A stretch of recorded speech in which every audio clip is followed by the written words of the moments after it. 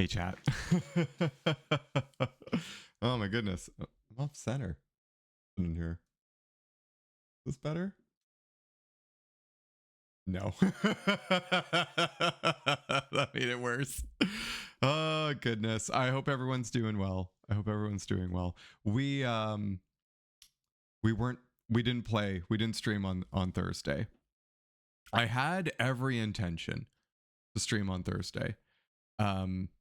The problem was I was running a D&D session for my nephews, and I had a really great idea for the ending, so I rewrote it in preparation for the session I ran yesterday for them. They didn't seem to care, so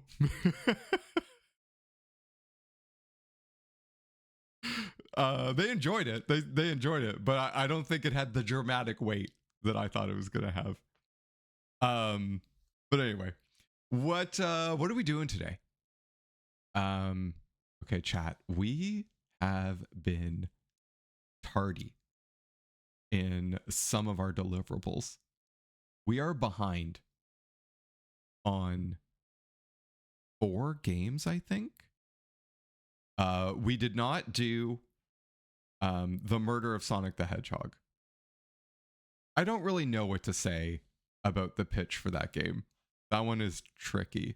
It only took us, well, it didn't only take us. It was like a 6-hour stream. It was significant bonus time. It could have been 2 streams. But we didn't really have a good impression for why they made it. Like, it was just like it launched on an as almost as an April Fool's joke, but it's actually a good game. So without digging into it, it's hard to build the pitch against it. And then that's the other thing. We're not really supposed to be doing research outside of what was in the game. We're supposed to be building the pitch based on what was delivered. So it made that one really challenging. And when you compare that to something like Crimson Diamond, like that has so much personality. Like everything you do in that game is just so really well put together. And you see the vision there. Like you see it just by doing it. So all that to say, it was hard to go from Crimson Diamond to the murder of Sonic the Hedgehog and have like a story to pull together. We had Star Trek Borg, which we are going to get to. We're going to build the pitch to that one. That one's easy. That one's actually really interesting. Then we did Talos Principle. I think the problem with Talos Principle is that because I started watching a ton of videos about like the philosophy behind it and some of the meaning that went over my head. I also found some developer interviews where they talked about how it was basically an accident, and it made it tough to build a pitch knowing that there was never a pitch. So if you don't know, and actually Copper Dinosaur, Copper was explaining this. This was made by the same people that did Serious Sam. And they were just looking for new elements to include within their Serious Sam games. And then they ended up making all these fun puzzles out of all these like interesting elements. Like the little I think it was the mines and the electronic spheres that interrupt your beams, your laser beams. And they tested it and people liked it, and they were like, yeah, this is fun. It doesn't fit our Serious Sam game. It doesn't fit the tone. We should make our own puzzle game. And then they did. So so it's like ipso facto, that one's done. It's like the pitch was we wanted to add it to our Serious Sam game. We decided to just invent a completely different game instead. So what does that leave us with? It leaves us with X-Files, which fun to play, but a weird a weird game. It leaves us with Buffy the Vampire Slayer, which is the one that we're going to be doing, and Star Trek Borg. Those are the ones that we hope to get through today. We'll see. We'll see what happens.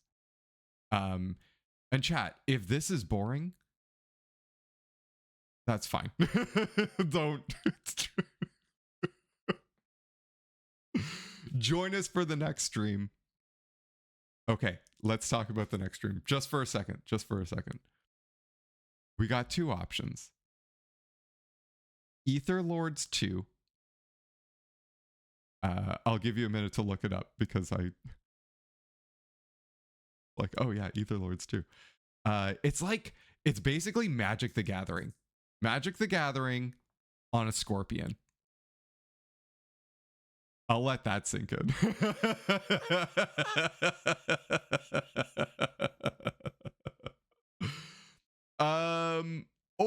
Or Pillars of Eternity.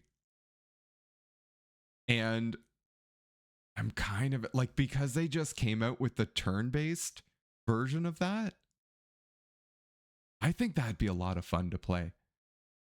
And what we would be building is not what is the pitch for Pillars of Eternity. We could go to the Kickstarter, their old Kickstarter page to find it. It's going to be, why did they implement turn-based in 2026?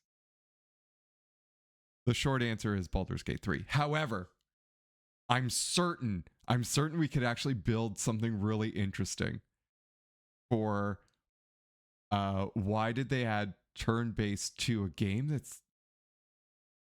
When did it come out? Hang on. Let's check. Pillars of Eternity came out in... Wait for it. 2015. So 11 years ago. It came out 11 years ago. So your answer just can't be why did they add turn-based to their game 11 years later. And what's really interesting, I've mentioned this before, my day job is that I lead a learning and development team.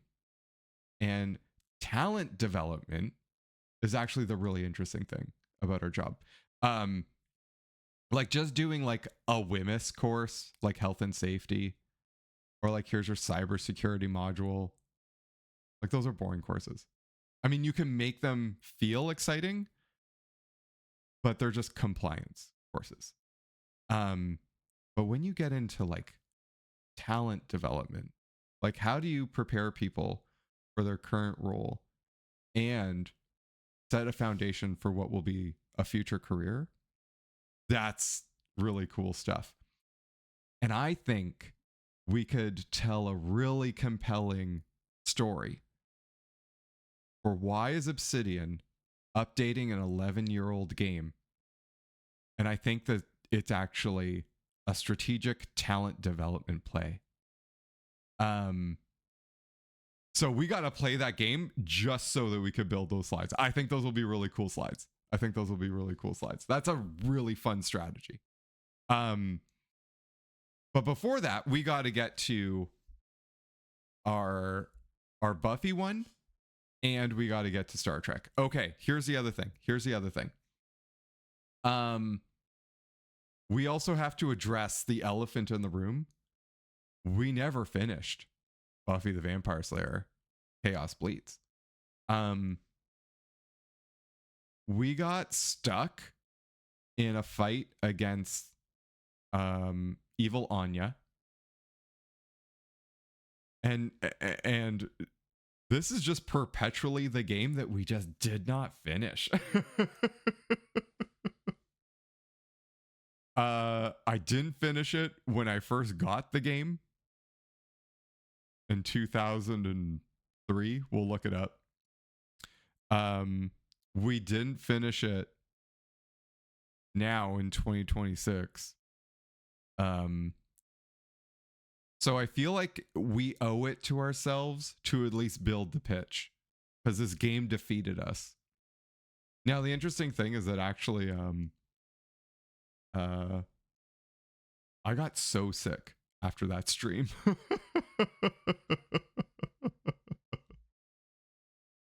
My long weekend was just quarantining in my bedroom so that the rest of the family didn't get sick. But anyway, here's the other thing that we're going to try. We're going to see if this works.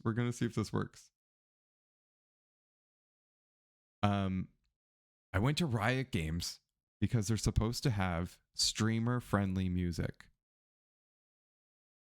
So why don't we like listen to some streamer friendly music from Riot Games, and we'll design some slides.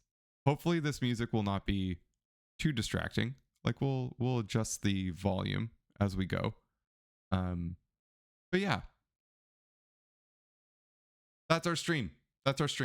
Buffy, and then do I have it up already? Oh no, this is Crimson Diamond. This is the one we finished. See? We did this one. Oh, did we leave this here? Oh, this is our draft version. We didn't leave title of the slide at the top.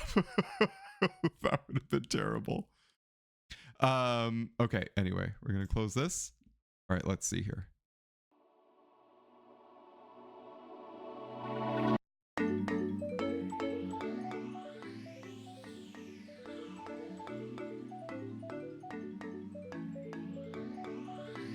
So I love pulling their sessions tracks.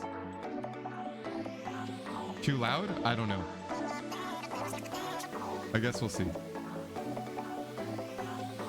You tell me if it's too loud.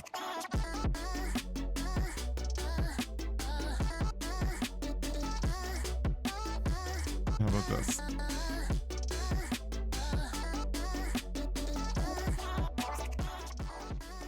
All right. This is actually just too energetic. Wait. Let's go to the other one. Can we get this one? Okay, here we go. I think this one's a bit more our vibe.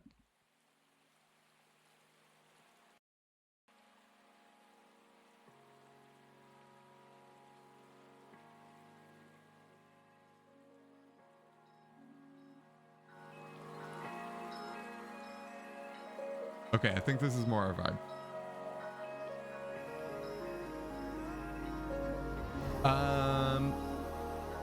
Yeah, anyway, sessions. I love pulling these, especially when doing,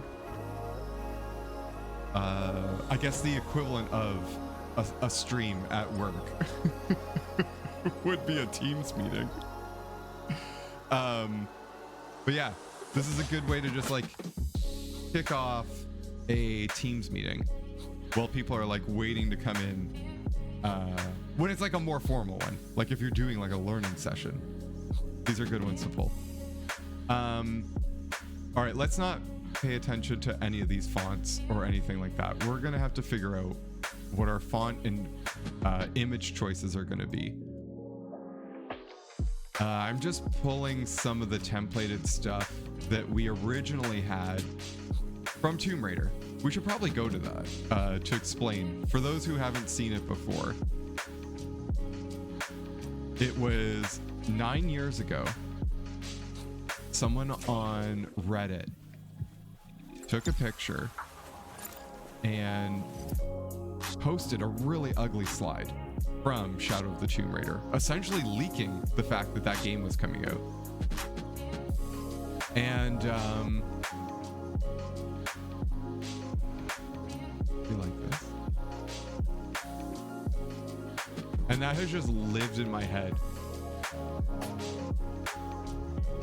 because it was just ugly. It was a really ugly slide. And I was like, I think we could do a better slide than that. So we tried. We built an entire... No, that's a bad Buffy font. It's not above me to use the creepy font. What it's called, right? Is it called creepy? No, what do they call it? Chiller.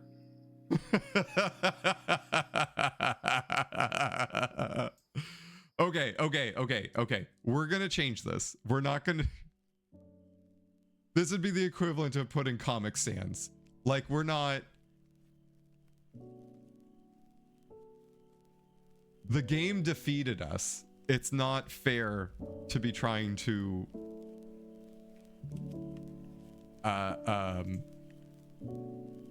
this is poor sportsmanship. This is poor sportsmanship. We'll find a nice font for this. We'll find a nice font for this. It's not this one. It's not Uverse.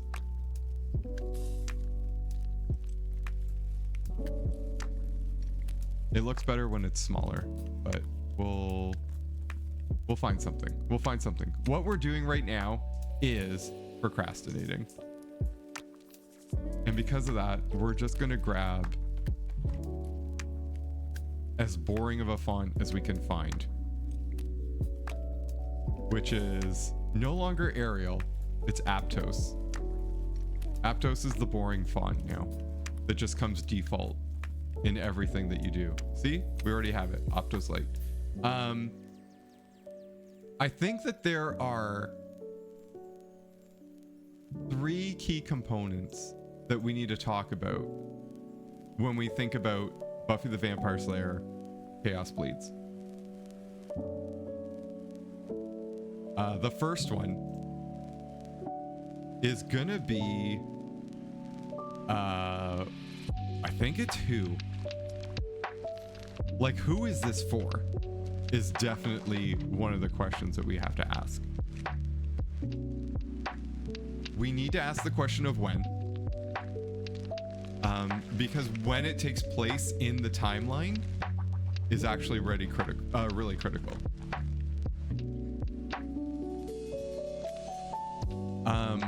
We also need our story slide and talking about the narrative. And then the last one that we need is our cast. I think this is a... If we looked at these, and this is just our little template, if we need to add more. And who is... This is wrong. This is... Like, who it's for is different than... But it's really why. Why are we doing this?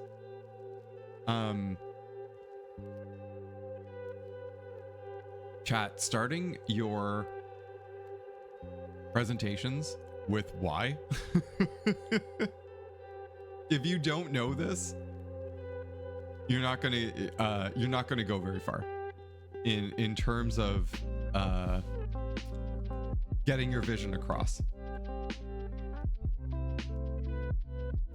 What's really interesting, and I feel like this counts, is that part of me wants to go back and check the little developer diaries that they included. Like, they had the cast there talking about their experience in the recording booth. Like, this is a huge component to it, because they took the time to film the people who were there to get to hear their stories.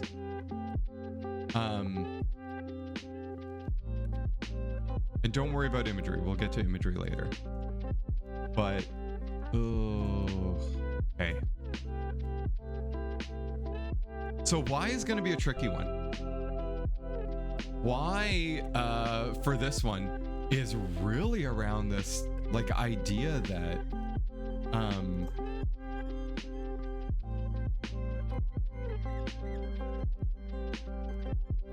like, this wasn't $0 to put together. This game, as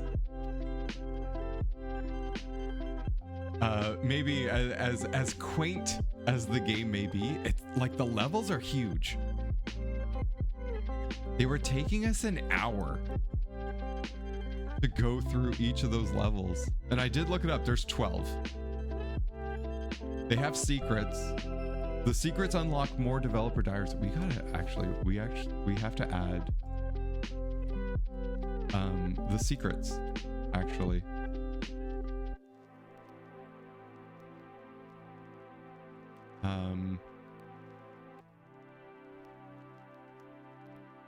We gotta talk about the unlockables. Is that not how you spell unlockables? Oh, there's unlockables is usually not pluralized. Okay. I think this is actually the most confounding part of Chaos Bleeds. Like, if we think about what we are trying to reverse engineer for Buffy the Vampire Slayer, right? They made these massive levels. They're like an hour to complete. They made 12 of them. They didn't really, they just kept going back to the magic shop. So, I mean, that level is easy enough to copy and paste, but you're still doing a lot of scripting against it. And when it takes place in the timeline, some of these we actually might have to do out of order. Is like you're not doing it to get more fans.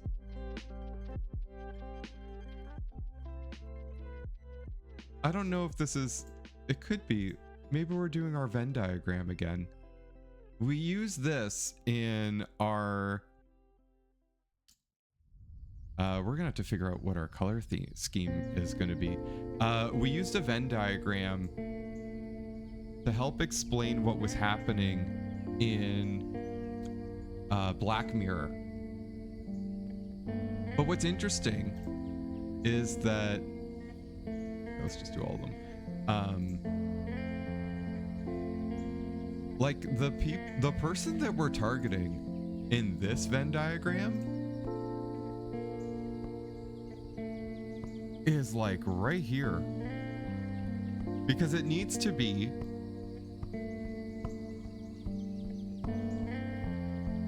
actually, you know what this is? It's not a Venn diagram. It's concentric circles. Let me explain. We're gonna grab a different one.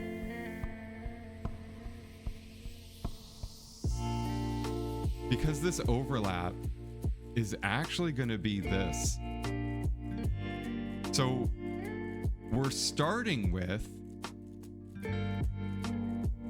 people who are fans of Buffy the Vampire Slayer. We're just thinking out loud right now. Chat, this isn't like how the slide is gonna end.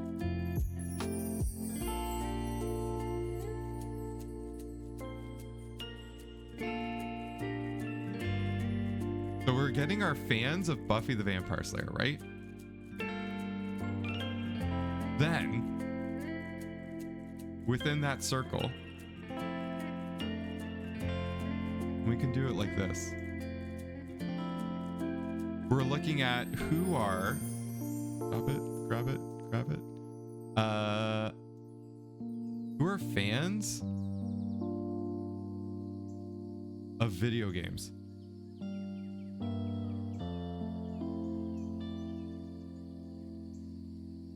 Like, yes, the creators, your Nicholas Brennans, your Joss Whedons,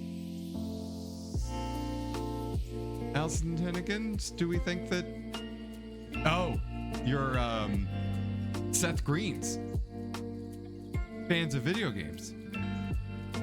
But chat, here's where it all falls apart. But then you're looking for,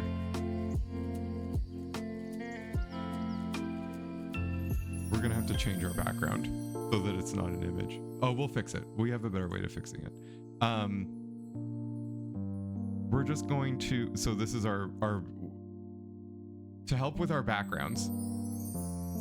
There's a better way of doing this. We're doing it the wrong way. We're doing it the quick way and not the right way. But actually there's a little lock in our selection pane so that we stop clicking on it. So now we don't have to worry about that background. Anyway.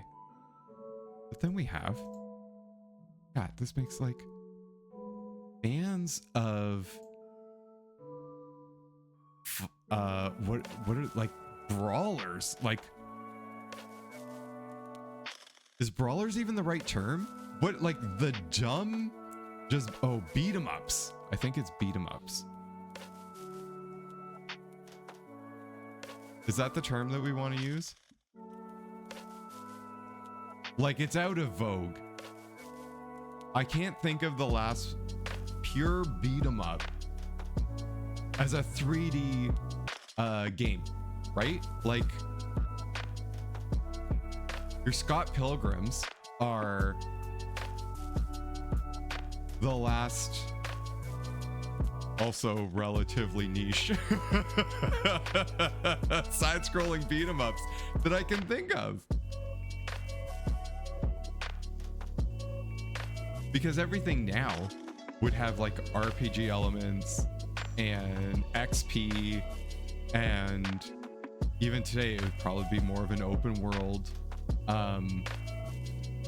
So like, this was definitely a product of its time. But all that to say, like, look at who we're targeting when it comes to our audience. Like, it just keeps shrinking and shrinking and shrinking. So we're not doing this. So we're not doing it for money, because you're not making money on this game. Because actually there's one last circle that we haven't talked about yet. We'll add it in. We'll add it in. Like, if this was a Venn diagram, like if we went back to this one, what we would be doing is we'd be looking at it as who are fans of Buffy the Vampire Slayer, who are fans of video games, who are fans of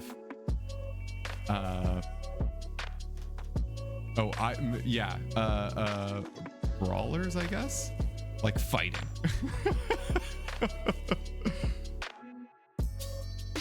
And then this would be like our little subsection, but this way it's turtles all the way down. It's circles all the way down.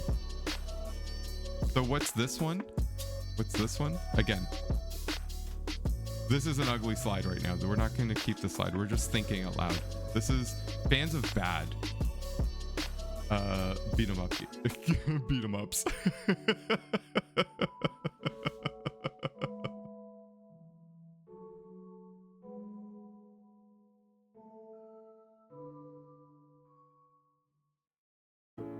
So why did we make this game?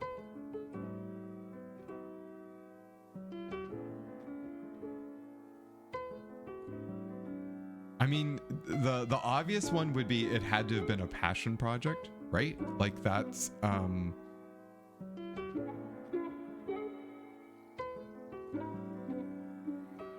or if it wasn't a passion project, it's because it was like, we can get a write-off. We need to be able to write off some money. I don't know. Because it kind of reminds me of, okay, who did this? I think it was Sarah Zed did an entire analysis of Buffy the Vampire Slayer, right? I'm not wrong. And I don't think it was just centered on the episode Beer Bad. It might have been. Oh God, I'm forgetting it all. All I do remember from that phenomenal video was that the show got money from the government by doing one of those very special episodes where you like embed a message into your show that nobody actually believes in. And they did it because they needed the money. Oh yeah, chat. There's so many things that I don't remember about this. Like Buffy the Vampire Slayer. wasn't like, as a show, like, correct me if I'm wrong, and like, please correct me if I'm wrong, like, it was they weren't always increasing the budget. They always had financing issues, right? The show was expensive, right? That's true, isn't it?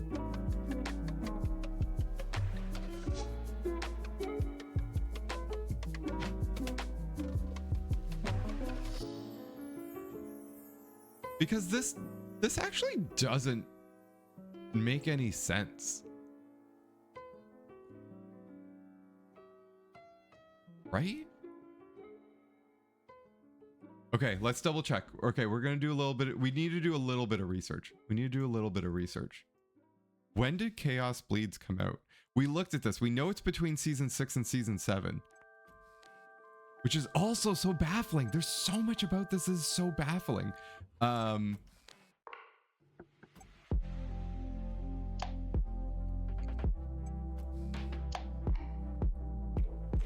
When did you come out? You came out August 27th, 2003.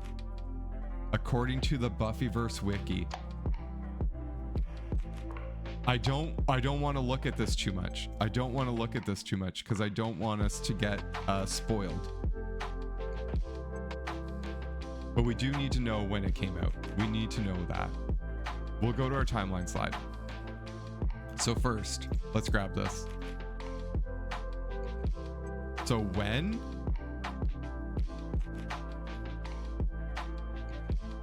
Chaos Bleeds is 2003. August 27th.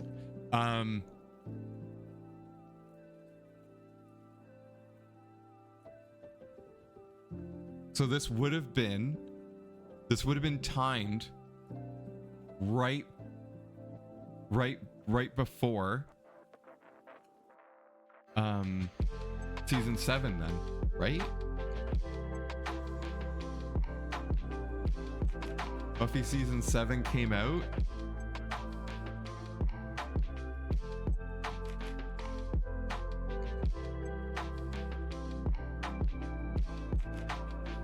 Wait, May? No.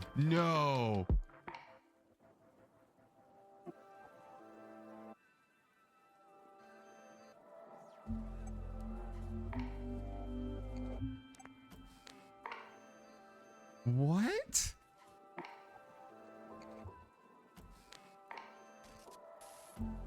Okay, wait.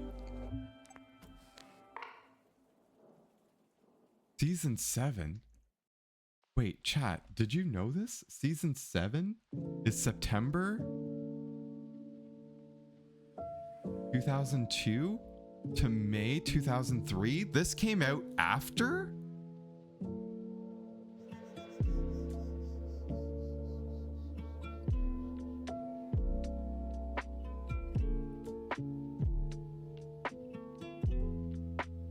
There was so much we didn't know.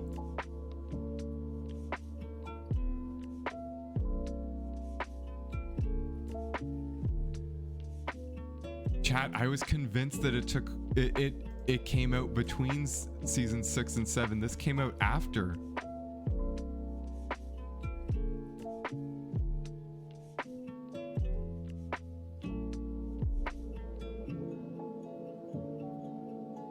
And it's about the first evil.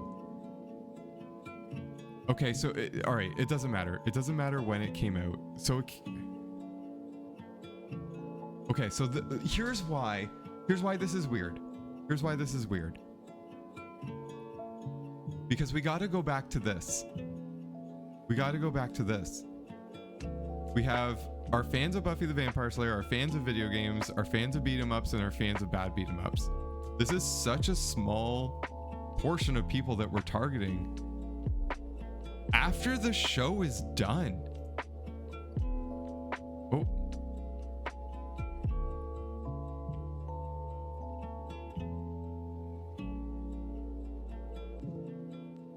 So you're also targeting people who liked the finale.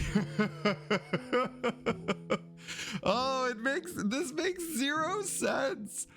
This makes zero sense. Like, clearly it was in development for more than... Like, they didn't start development, obviously. This took more than...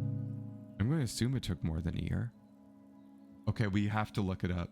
We legitimately have to look it up. Does this have... Here. I was going to move it over, but maybe it's not worth it. It was published by Vivendi. Here's our summary. We don't care about any of this. We don't care about any of this. We care about development. Production.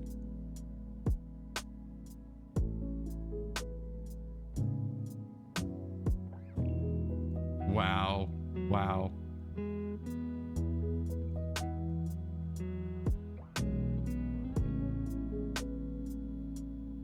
I'm looking at the cast right now.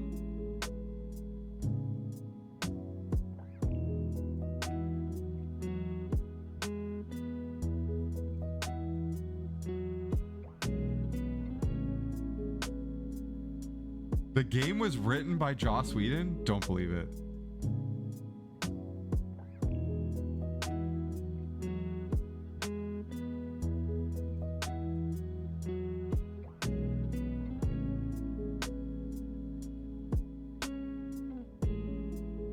I was really hoping that they would have had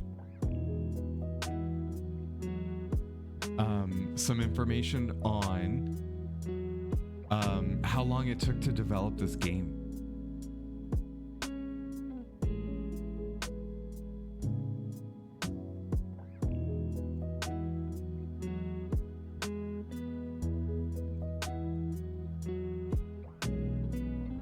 Really crazy, really crazy.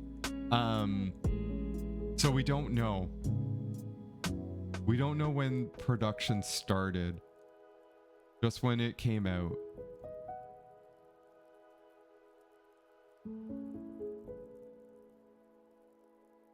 Oh, so weird, so weird, so weird, so weird. Okay, so this is why. Sorry, chat. I'm just sitting here reading something you can't see on screen. Okay, look. Here's our little timeline. No, let's build a good timeline. Let's build a good timeline so we could talk about, to help explain what I'm talking about. We'll just grab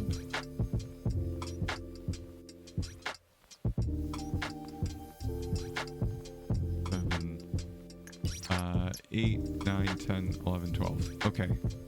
Let's say it just takes... This is going to be our August. This is not a proper year. This is just 12 months, right? This is just a timeline. Here's August. July. June. Boop, boop, boop, boop, boop. May. April. March. Keep going. March. February. January. December. November. October and September, right? Oops. So season 7. Again, chat, this is how bonkers this is. This is how bonkers this is. When we actually map it out. This is why this is bonkers.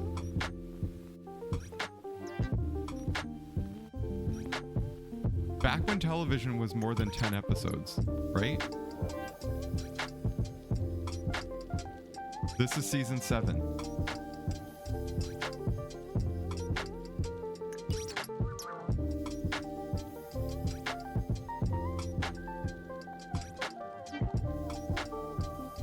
So we know season 7 is happening at the same time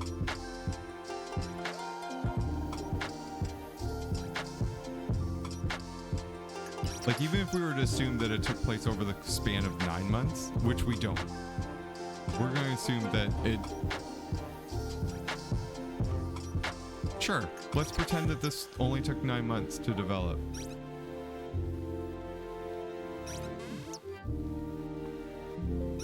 Oops. Okay. Here we go. Here we go. I mean, I don't think this. I don't think this in the slightest. But we pretend. We're gonna pretend. The outline for this will be here, this color.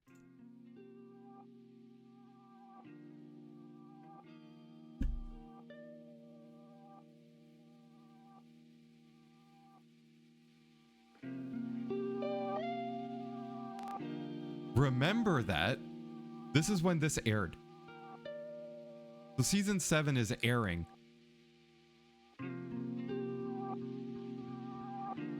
Between September and May. So we already know how it ends. Right? Chaos Bleeds is in development. In our dumb scenario, over 9 months.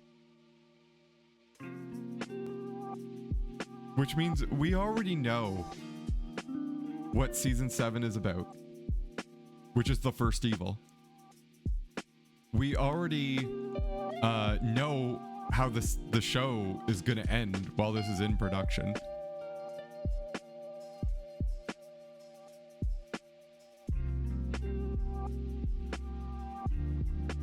And yeah, it was written by the comic book writer people.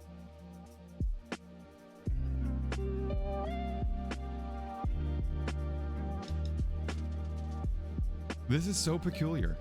Like, this is because you're launching, you're developing the game and launching it after you know that this is the finale. Oh boy.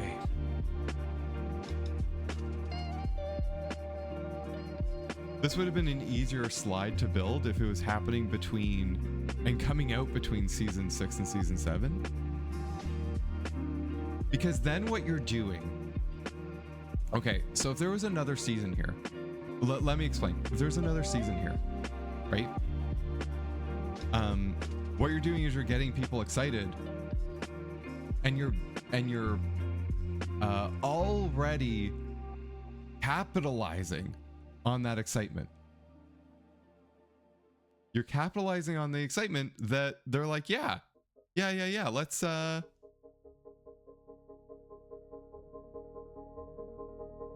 can't wait for the series finale. Can't wait for this final season, season 7. Oh goodness. I don't know, chat.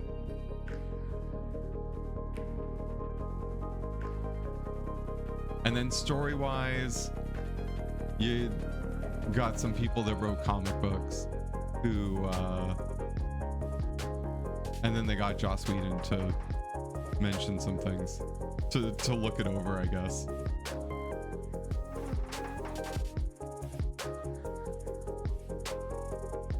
The pitch for this game is so weird.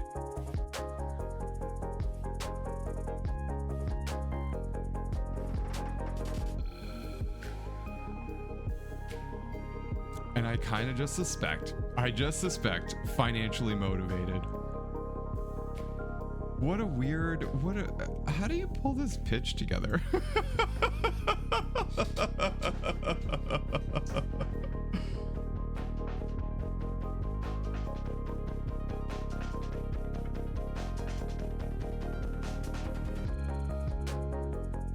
And yeah, chat, this is normally why I've been building these off stream.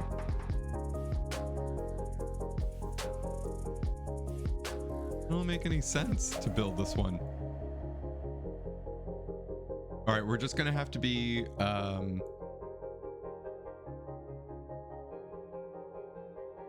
we're gonna have to be true to the spirit as we can.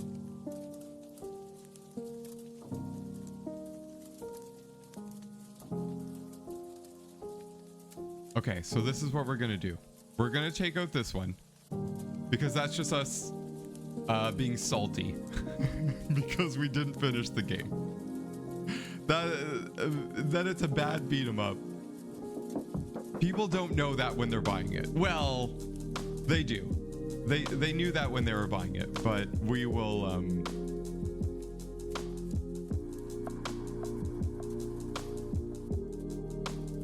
we're gonna have a little bit more kindness in our in what we're doing. So I think yeah. Okay, so first let's make this look a little bit cleaner. We're gonna select all of our lines that we built.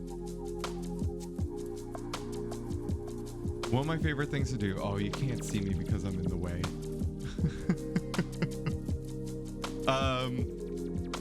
When you go to cap type, you can change it to round, and you can do join count by round as well. But basically what that does here, I'll zoom in, it just gives it a nice little curvature. I don't know if that's coming through on the stream, but this is just a nicer way of doing it. And then we're gonna line these things up.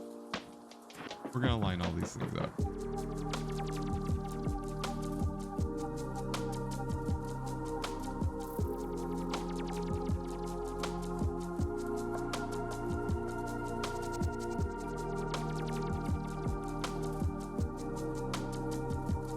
Okay, and this.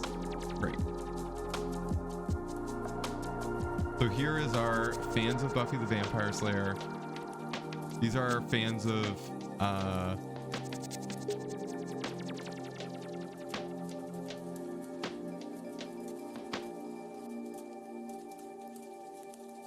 and we're gonna move this up actually.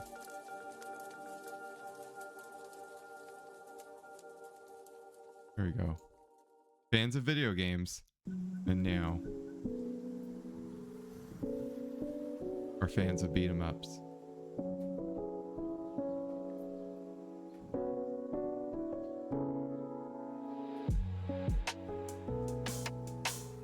What do we think? You can't see it.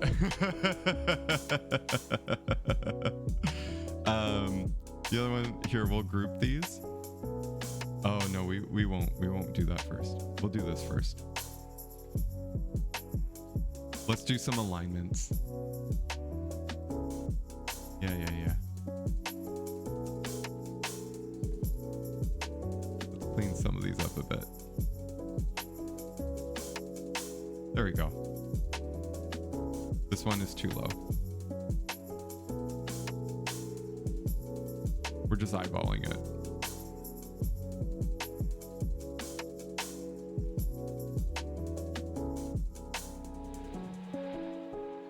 Yeah, okay. So now when we select them all, if we use our distribute vertically, that tidies it up. Our color palette is terrible for this though.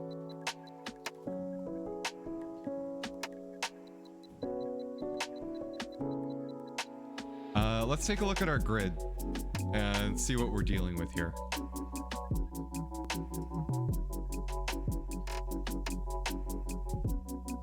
I think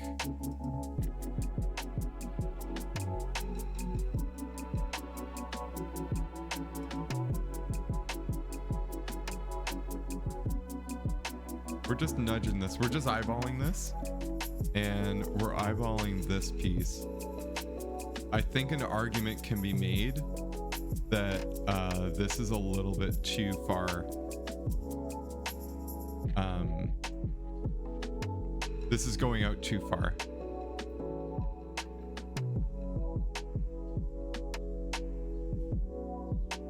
And then we're gonna need something other than lorem ipsum text.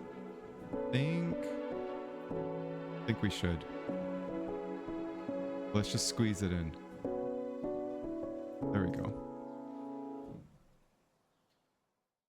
See, this feels a little bit, this seems a bit more balanced.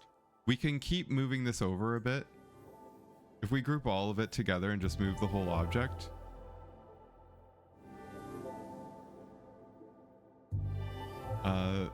That'll be better. And actually the other piece here is this has gone over too far. There we go. Same with this one.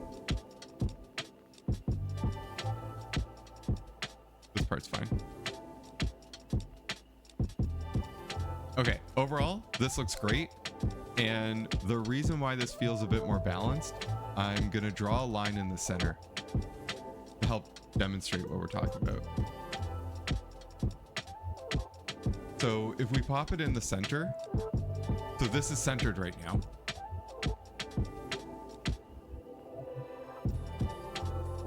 So this is the middle of our slide. This is bleeding over a bit. But the thing is, we can get like a nice balance. Because we wouldn't want this to go all the way in anyway. So we're just gonna pop it to here. And then we'll do some lining things up. Like this is gonna now be a little bit too high. So instead, let's also do some extra, let's do more squares to figure out where we think is a good spot for it. So this is the square that we have here in our top corner. And we use the same square essentially to kind of create like our heading. So if we go, what do we think? 2 squares? Just to get another line in there.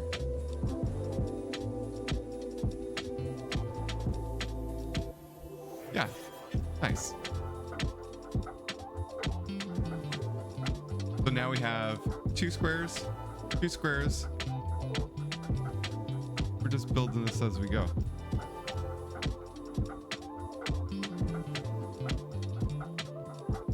And now we're lining up our text here. We're just eyeballing. We're just eyeballing. And our Y is going to be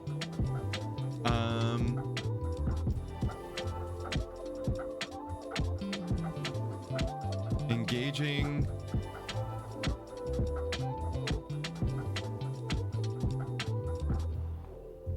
engaging our fans? No.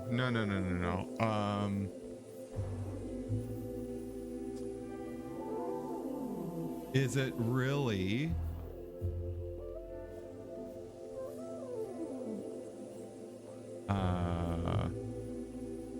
something to the effect of our fans? It needs to be fan related.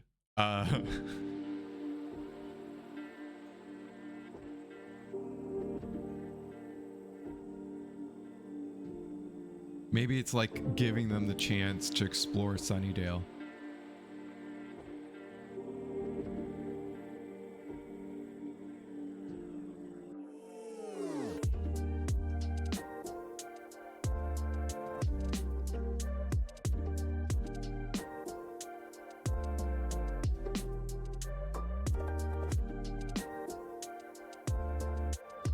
Exploring a side of Sunnydale they've never seen. Do we like that?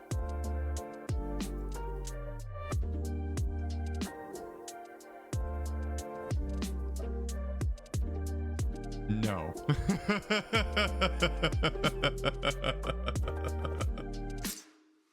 Oh my goodness. This deck is harder to put together than the game.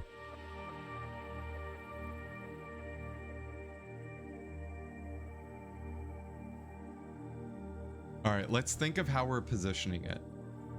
Also, do we like this? Here.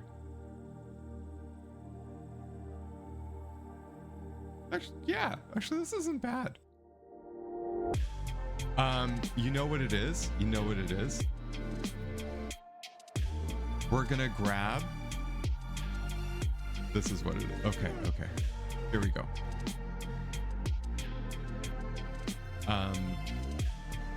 Because I can hear what you're saying. Chat, I hear you. This.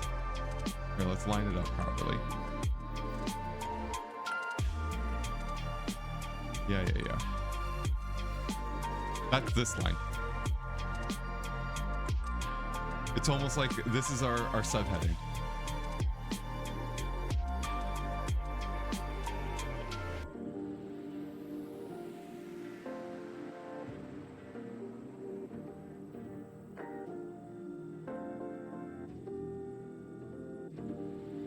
We give it... I'm just stealing our Tomb Raider fonts or colors.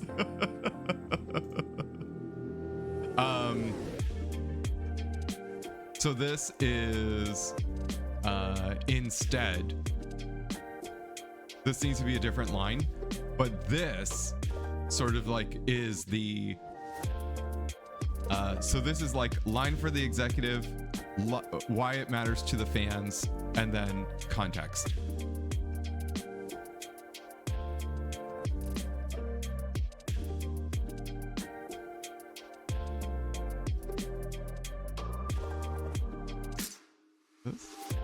This orange. Okay. For some reason, I feel orange. I think when I think about Buffy, I think about the color orange. I don't know why. So we need a better title. It's not our subline. It's not our like marketing text. There's actually like there's probably something on the back of the box that would have like the perfect line right now for this. Exploring a side of Sunnydale I've never seen is kind of dumb.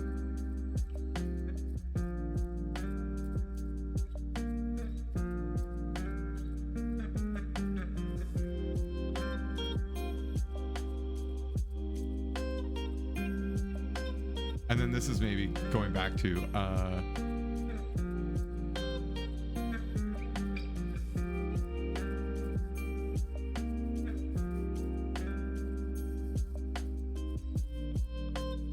engaging our audience through interactive play. Exploring a side of Sunnydale they've never seen. Okay. Yeah. Okay, I can get behind this.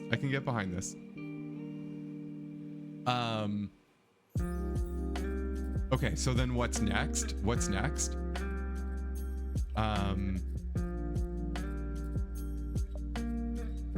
We have to acknowledge the fact that this is going to come out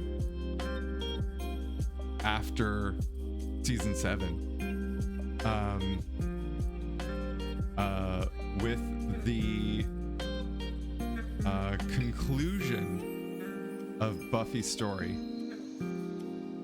in season 7.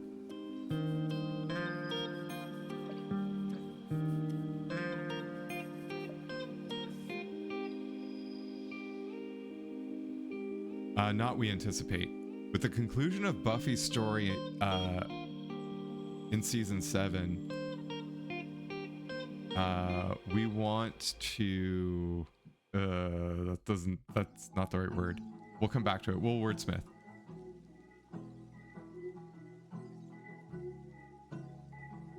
Actually, this is maybe our second point.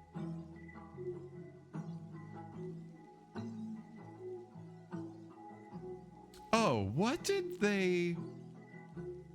was the term that was used if you were a fan of Buffy? Like Buffy, Willow, Xander were like our little Scoobies.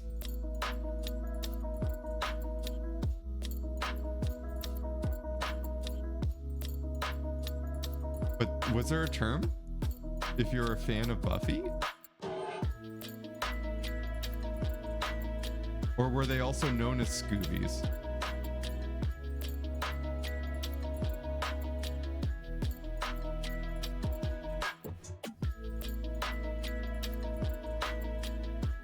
Reddit is saying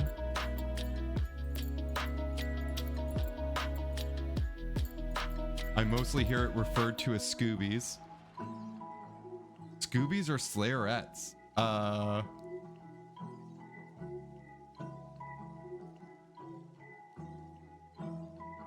Actually, Watchers is really funny.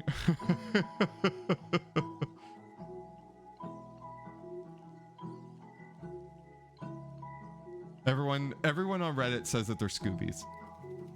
The Buffy the Vampire Slayer fandom. I didn't realize that. I had no idea. Okay.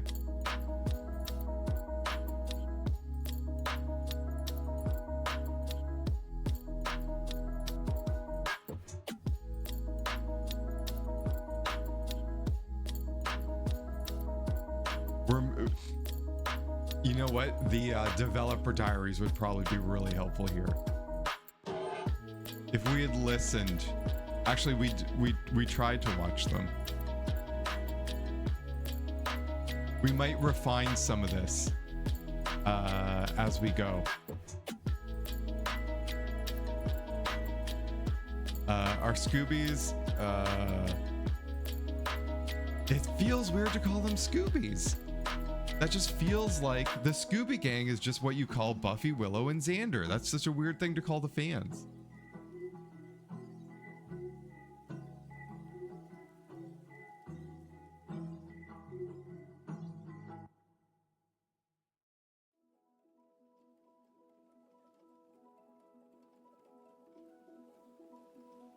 I do kind of get the impression that the reason why this is so hard is because it feels more like it's just a cash grab. Not a cash grab. Incorrect. Incorrect.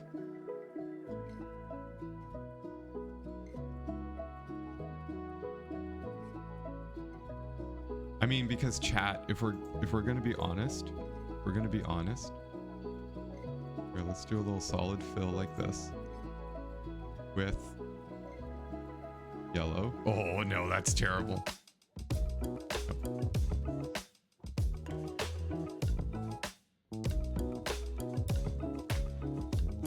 This like this. Do we keep going? We keep going. Ooh, orange. Orange was nice. Not bright enough. Doesn't have enough brightness. But then this one, we're gonna add a fill, which is this.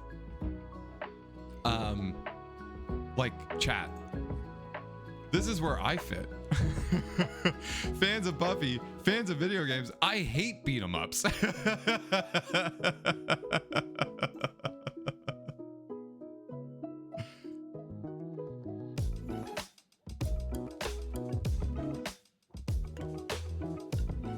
Oh, interesting. All right, we'll come back to this. We'll come back to this.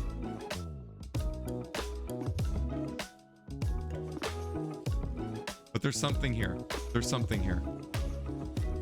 And part of that is we know there's going to be the conclusion of Buffy's story in season 7.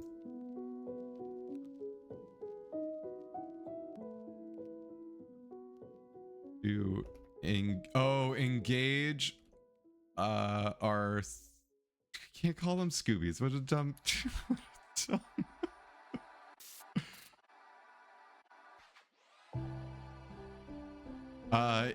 In new, oh, that's an interesting take. That's an interesting take. Like, we don't care about this part. We don't care about this part. But with the conclusion of Buffy's story in season 7, there's an opportunity to continue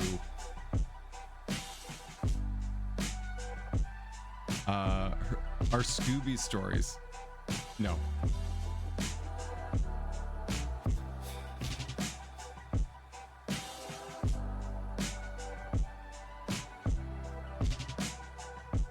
In new forms of media.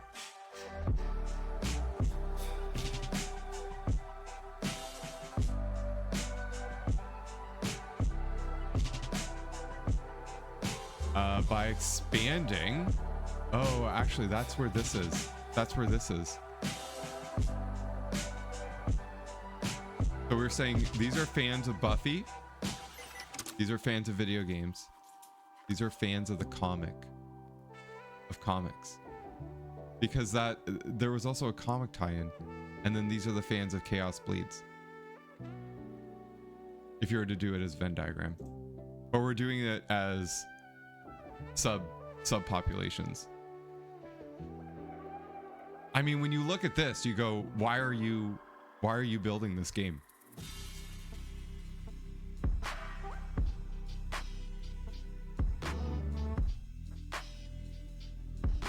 By expanding on the phenomenal.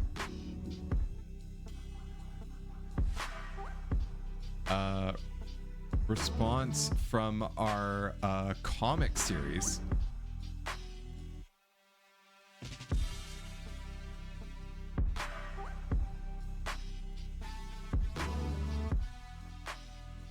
We already have it.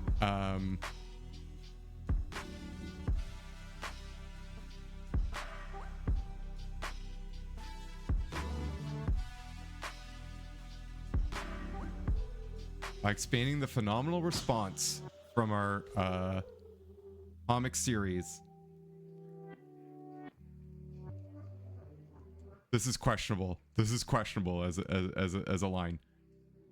But we can foster a no. By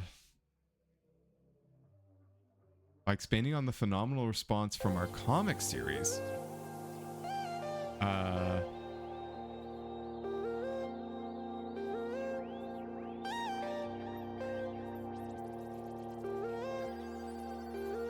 We can capitalize on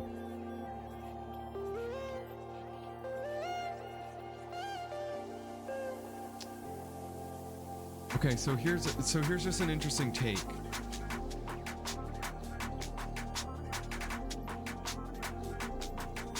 Xbox and PlayStation 2.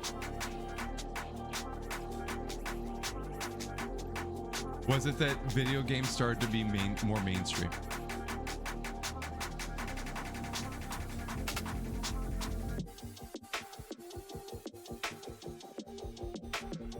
Maybe it's this. Maybe it's this. By capitalizing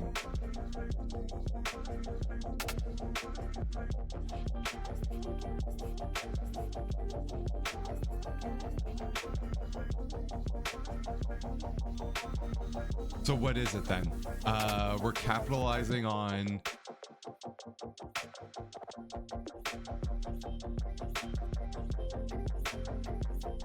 it's not the emergence of video games. What was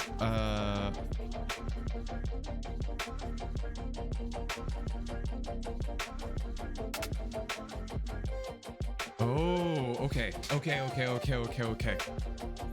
Maybe that's this line. Okay, here's what I'm thinking.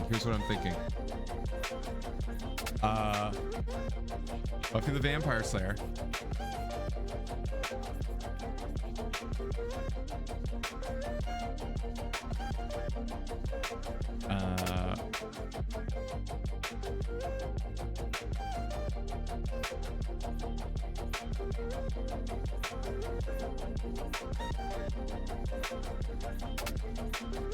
Transformed a niche audience into the mainstream.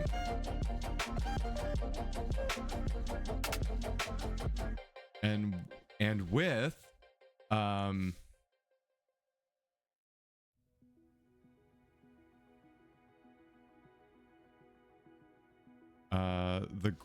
what is it? What was it? What's the word that we're looking for?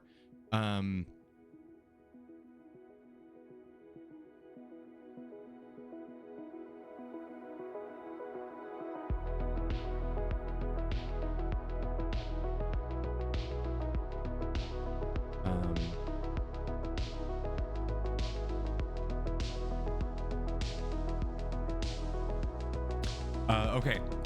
Buffy the Vampire Slayer transformed a niche audience into the mainstream.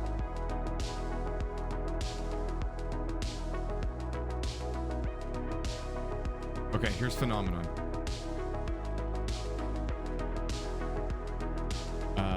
Into a mainstream phenomenon, and can do it again as we expand into a video game medium. With the conclusion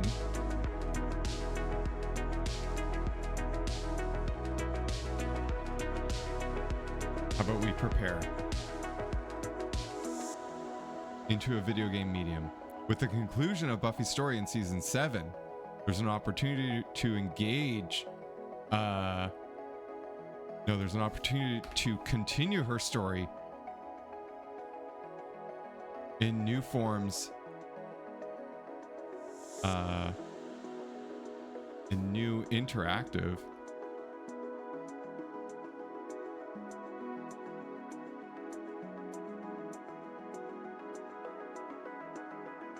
Of interactive media.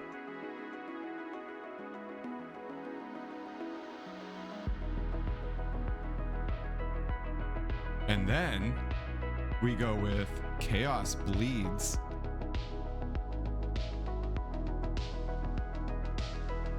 Tells a story that rewards fans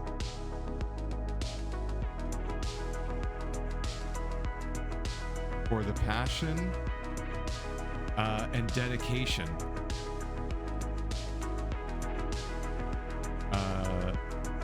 they brought that turned Buffy the Vampire Slayer into a critical success. Okay. Is this good? No.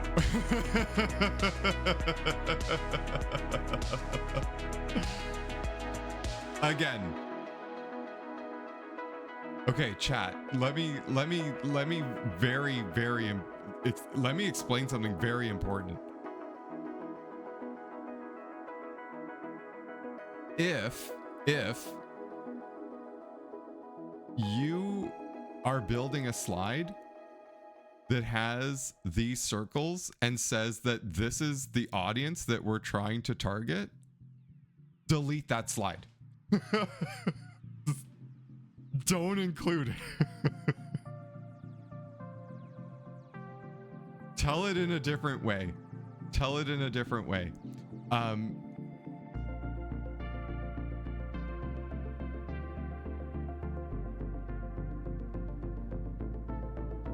Unless it's like, who do we think will complain about this? Then that's okay. Then that's okay.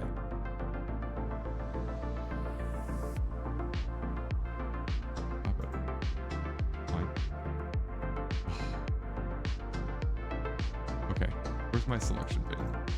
Bring that back. Give me my lines.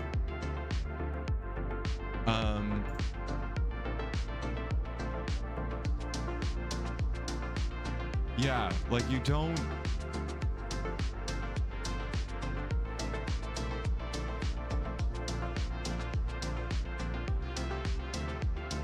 want that to be your audience. Well, actually, let me think about that. When do you want that to be your audience?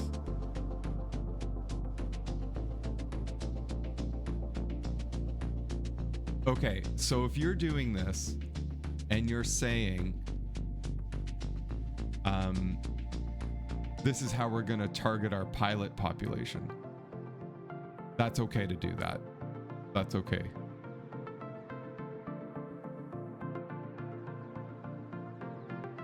But yeah, I don't know, chat. Even by, okay, here's the other thing. This is what I don't like though. We're going to move this up so that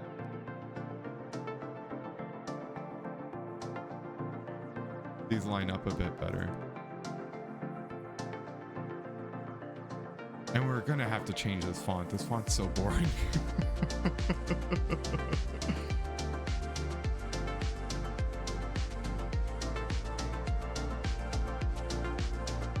But yeah, never do this. Don't, well, if this is your market, don't do that.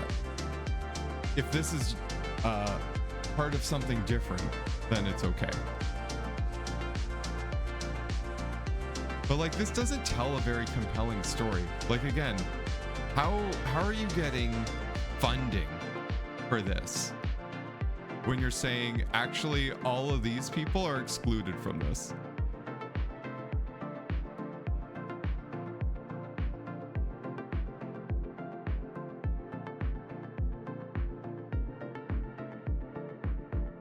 Okay, we don't care about that right now.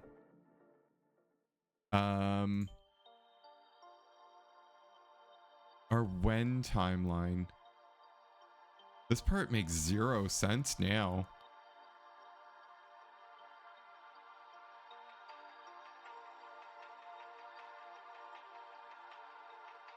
Well, actually, no. This was a timeline for development.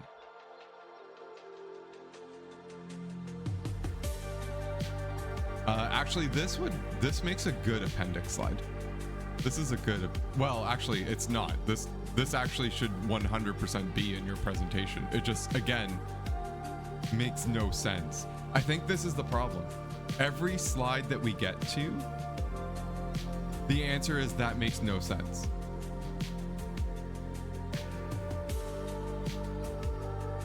Like, if anything, Chaos Bleeds should have released in December.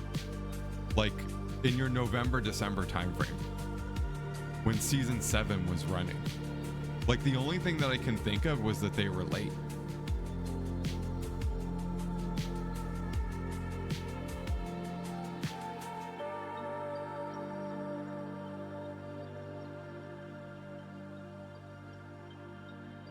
Okay, so why not August?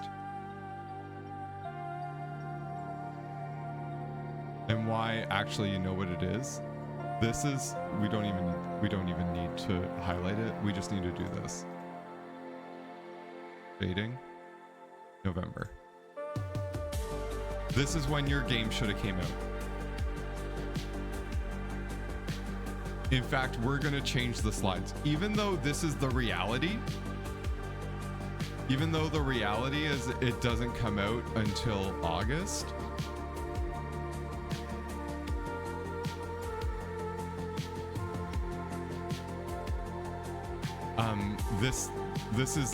this makes no sense. You want it to release in November. Because this is still your hype cycle, right? Like, it's still in the middle of season 7. We're gonna have to look it up. We have to look this up too.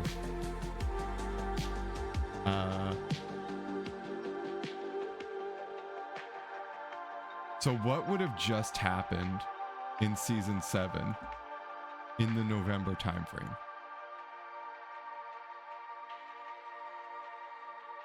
What are some of the episodes that we just saw?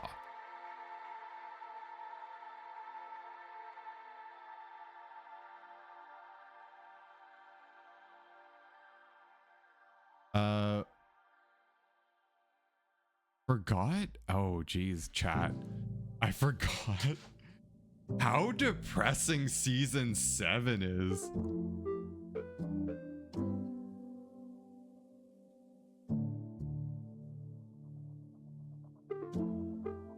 So we've got episode 6.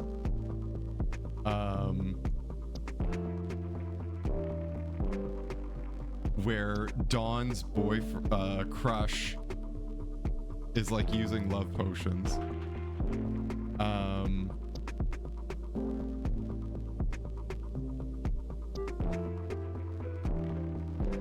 Conversation with Dead People with episode 7.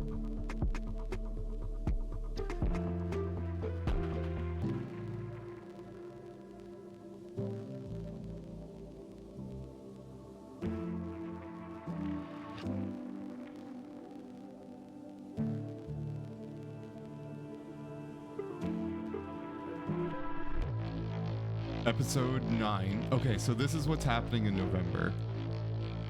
Actually, oh no. These are terrible episodes. Conversations with Dead People. Was this a good one? The gang receives a wave of ominous visitations. Joyce visits Dawn. Buffy has a startling conversation with a vampire. Willow thinks Tara is trying to communicate with her. I have no memory of this.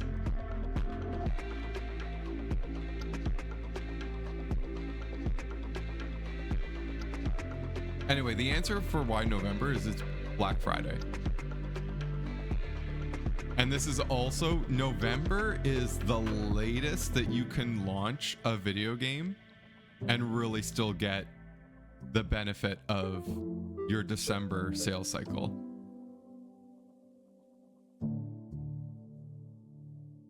So like your window would have been September, October, November.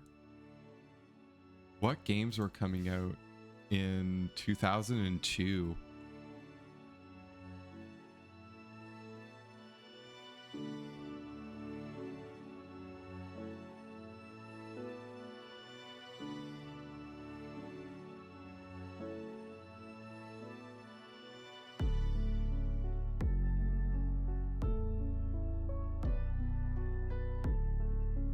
Like, honestly, nothing. Tom Clancy's Splinter Cell. That's a good one. Oh. Tony Hawk's Pro Skater 4. I didn't play it, but I think that one was good. Need for Speed.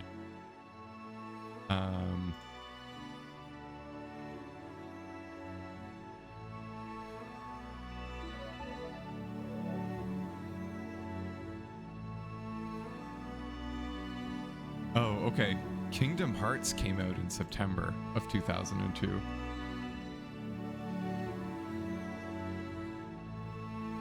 Oh, and Ratchet and Clank. But again, here's the thing.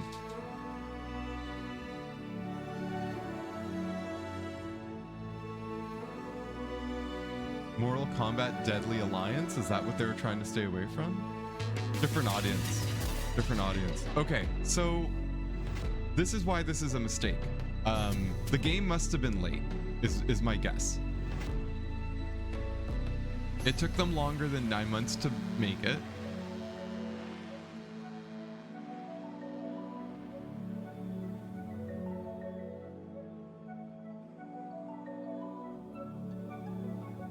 Unless the only thing that was getting in their way was the shooting schedule.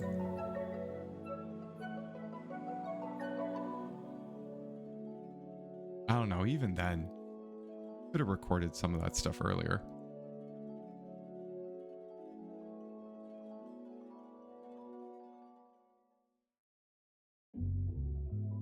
Okay, so what are we gonna do? We're gonna build a new slide. These are taking us a long time.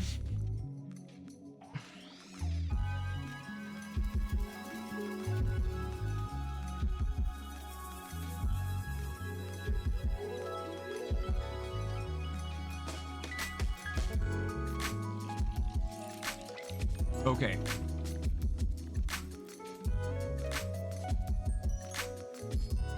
Here is our timeline. And we're just gonna build a few. Boop, boop, boop.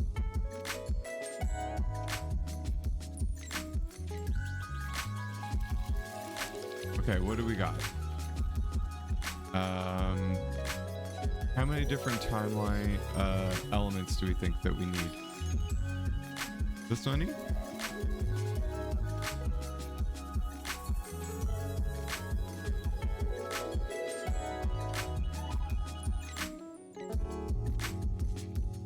Yeah, 6.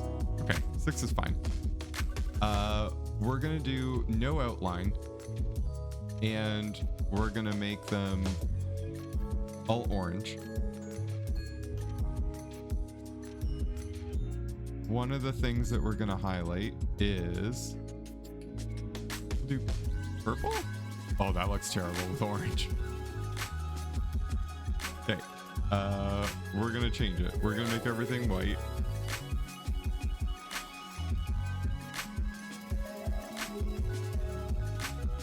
Actually, oh no, stop it.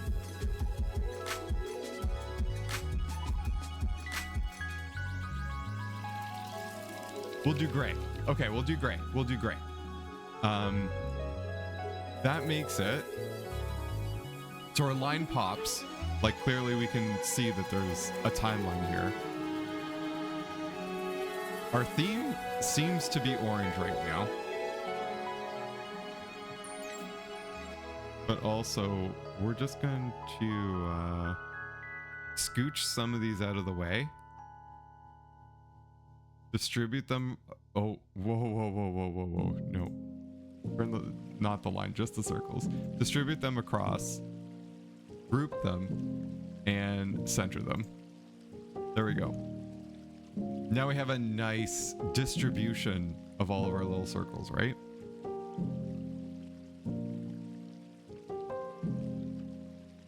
we'll take a line. Whoa, no. Not what we wanted to do.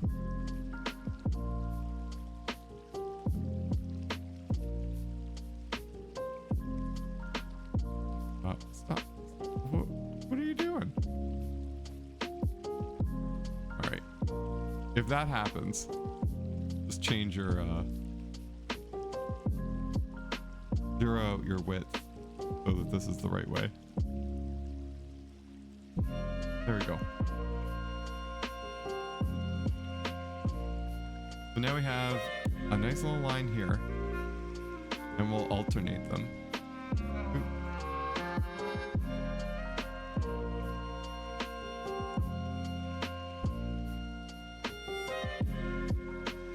And don't worry, we're gonna fix all this. We're gonna fix all this. Because we have a line. We already have a line. We'll pull some of these down.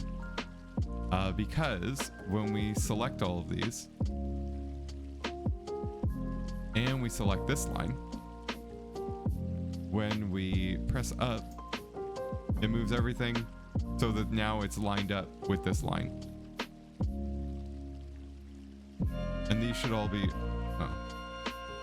these should all be centered then with our circles. Oop. And because they were duplicated, they're always going to be the right length. And we'll do the same one with these.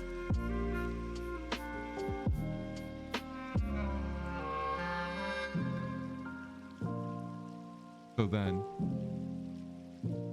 when these are at the bottom of the line, center it with our circles. Now we got a nice timeline. Now we got a nice timeline.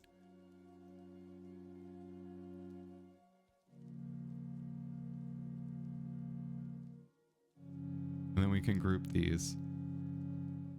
And if we need to, we can move our timeline down a bit. We're just eyeballing it. We're trying to make it so that this and this are relatively the same. If you want it precise, again, group everything. Add a shape just in between our two lines here. And actually we'll see that once we center this.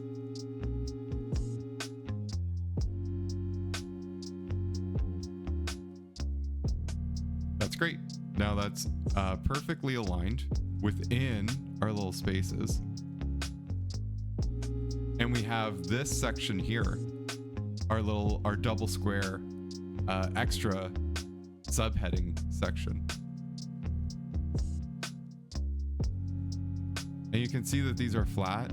If you wanted to do that rounding that we did with the lines, we could do that too. I'll just add just like a soupçon of polish.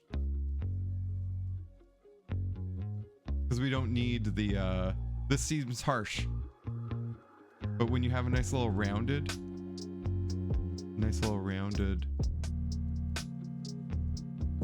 line, it feels intentional. It feels like, yeah, we did that on purpose. Do our little format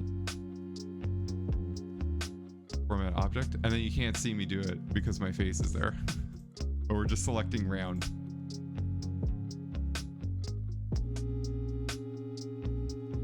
See? No, it's got like that little curve, that little radius. Just adds so much friendliness to your line.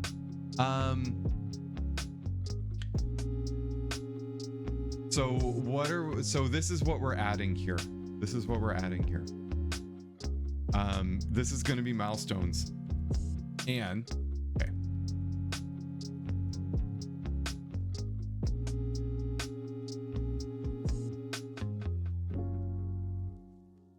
Critical milestones. And then we're adding updated timelines. Because in our current pitch,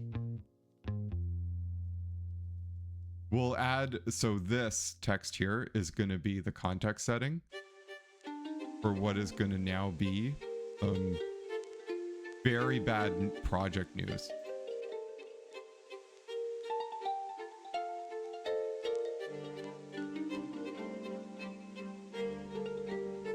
We're going to add over here, make sure that all these are centered.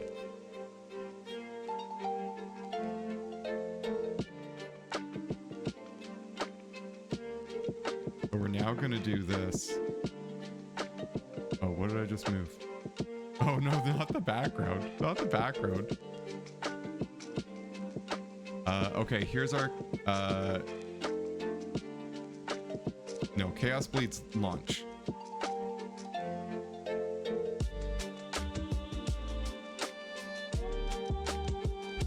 Okay, here we go. So the nice thing is that because we have lines and other things, this is going to automatically help with our alignments. Gonna add our little bold here.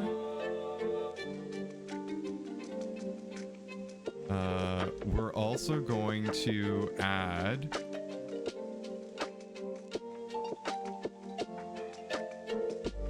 something that says like season 7 finale.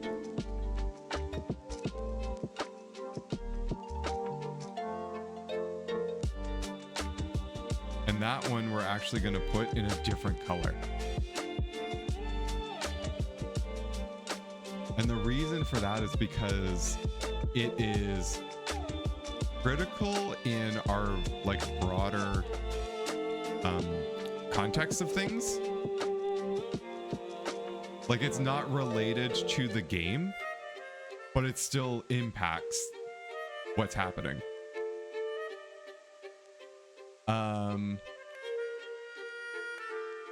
So we're gonna include this. We're going to include this over here.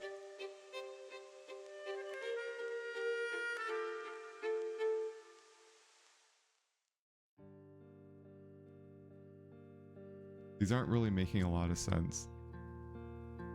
We're gonna have to add in different timelines.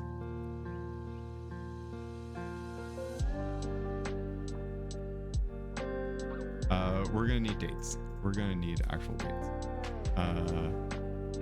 May, not bold. No. This is when having like your fonts already laid out is actually really, really helpful. Okay.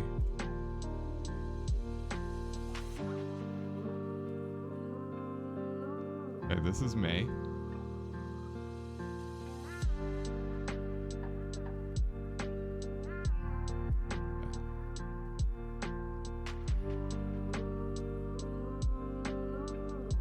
This is August. What did we think it was gonna be?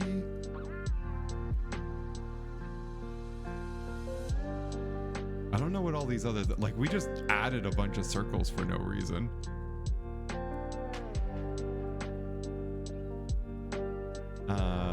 So we're gonna add something like,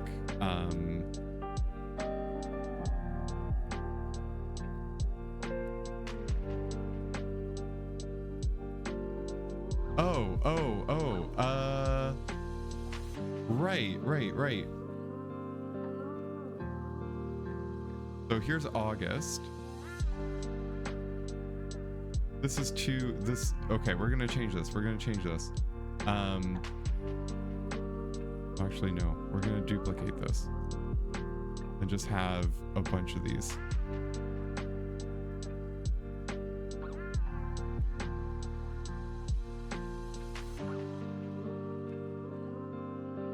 Okay, here we go.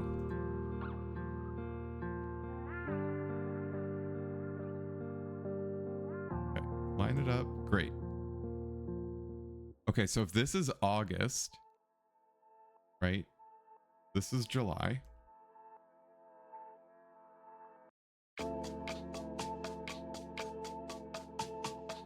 Here's our June.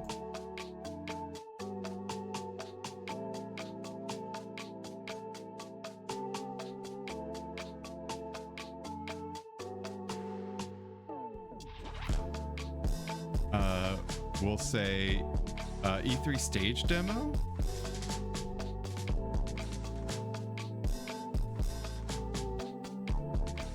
Question mark.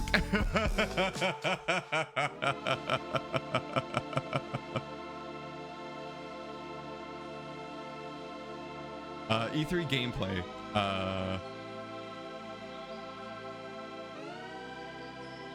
Remember, we're making this up. This doesn't actually need to have been true, but maybe it was part of their plan.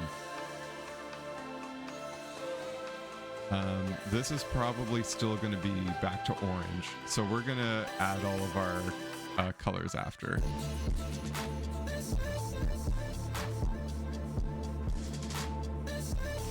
So here's our launch date in August. July is going to be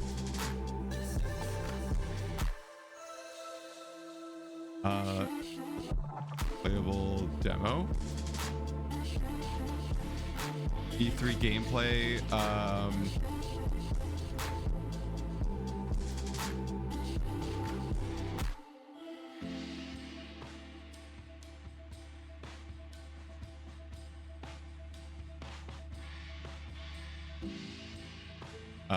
Since we play it on Xbox, we can pretend that that's the case.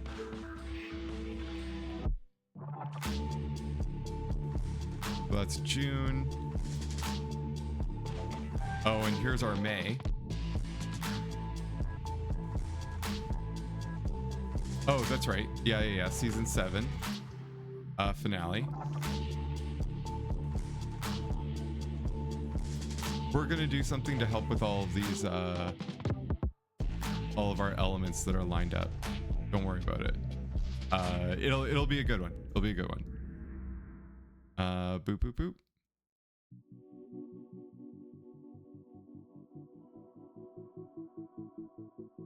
April we'll do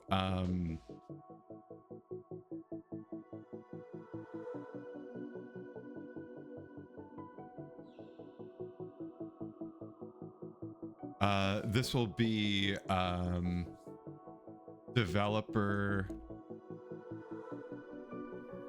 How about behind the scenes?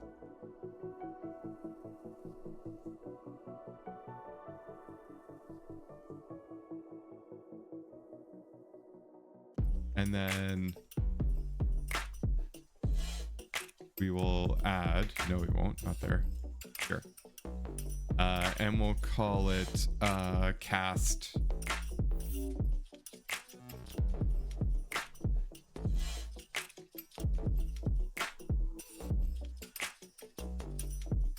Okay.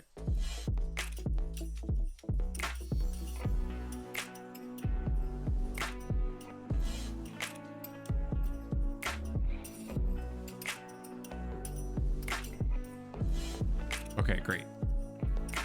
So here we have, here's our dumb timeline of things that definitely didn't happen, but we don't know that they, we don't know that they didn't happen. Oh, goodness. Okay, so here's what we're doing. Ooh, what did I do? Oh, I did. We're grouping it, and then adding our shape back so that this can easily be centered. Now these are all equally spaced against their dots.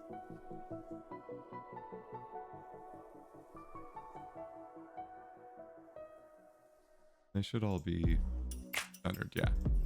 So we have our cast recording, cast voice recordings. We've decided that there's a playable demo.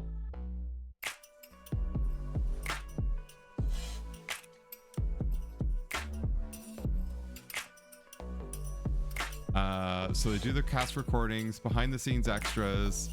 This is the one that's going to be purple.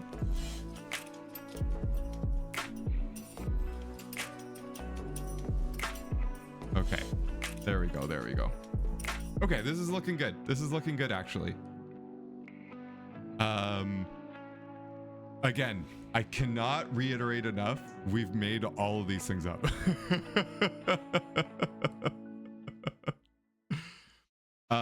The other thing here is actually we'll make these a little bit small.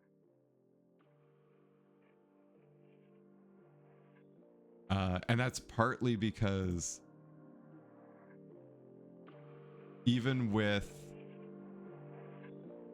these being size 18, they're just lost. Like,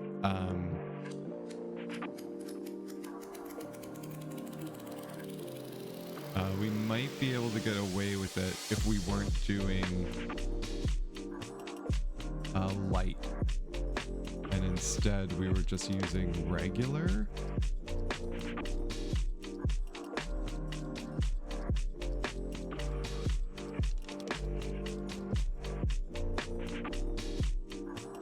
Oh, we don't have these ones.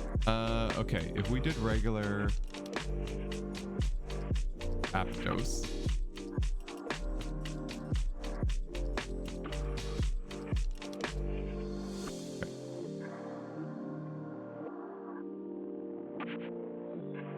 Okay, this is good. This is good. Okay. We're just scooching them in a bit. Just scooching them in a bit. I'm holding control so that it does it on both sides.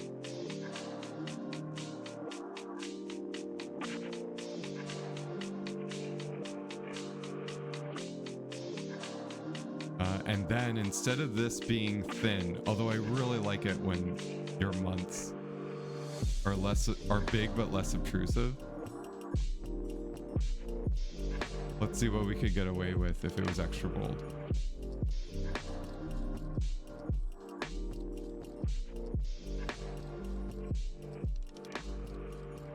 Actually, no. We're gonna go back to this being thin. Or light, sorry. Thin would be best, but instead we're using light. The problem with like Aptos Light feels no different than regular. Anyway, so here's our timeline. It looks pretty clean. Oh, we have to fix playable demo and behind the scenes extras.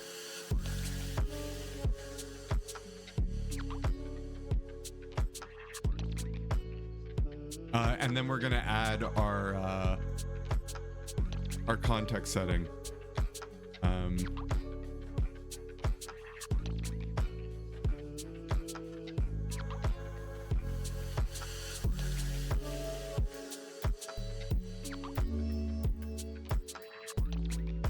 We were originally going to schedule it for a November 2002 release date.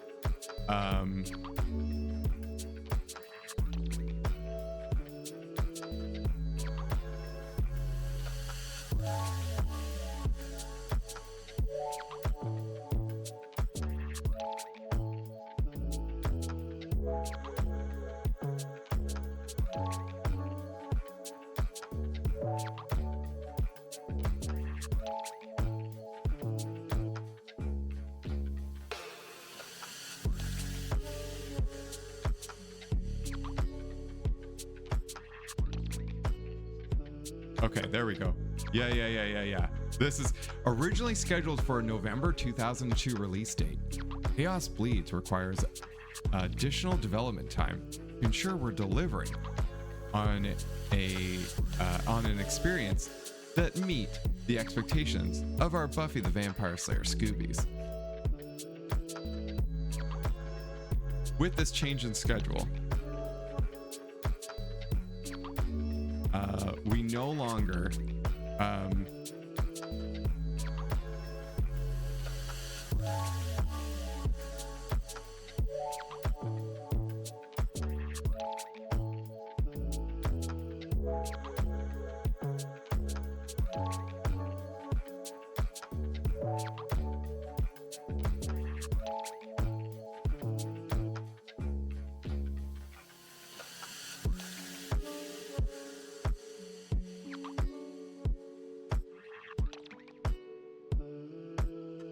that how you spell her name?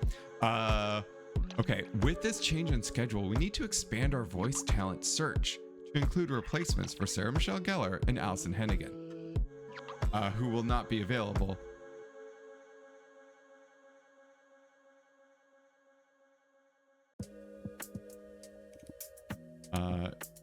in the March timeline.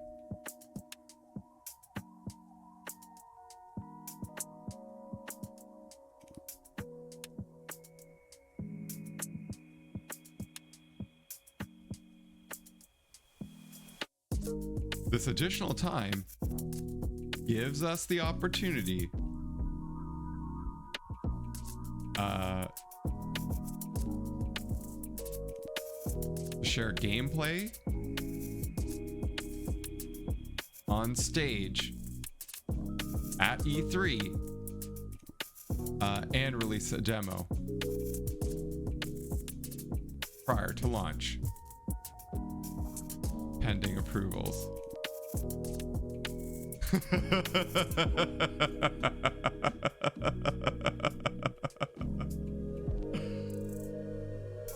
All right, we wrote a lot for this one.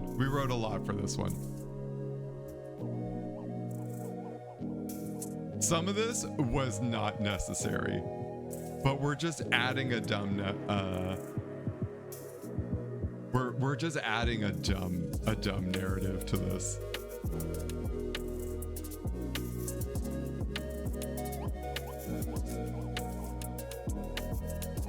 Okay.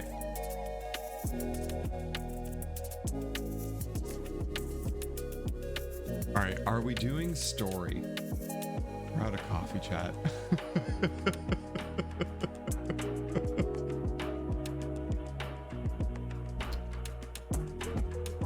Okay. I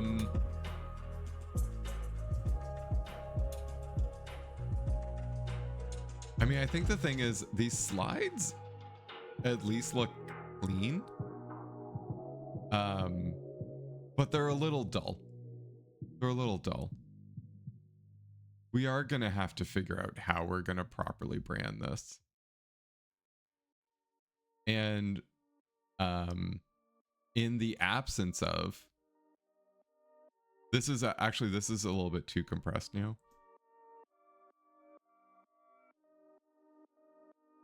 We're gonna do it this way. This is not usually the ideal, but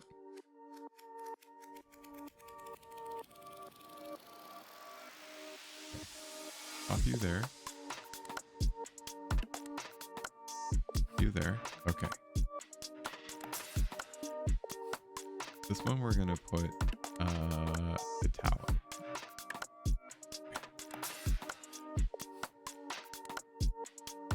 Okay. Not ideal. We'll see. Do we like that? Not necessarily. Actually, see, this is why it feels too low now.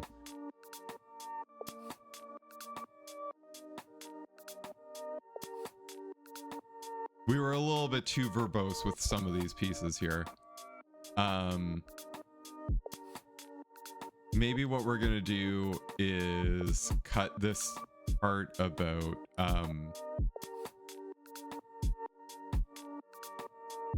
actually, let's do voice cast recordings because that actually feels like a word.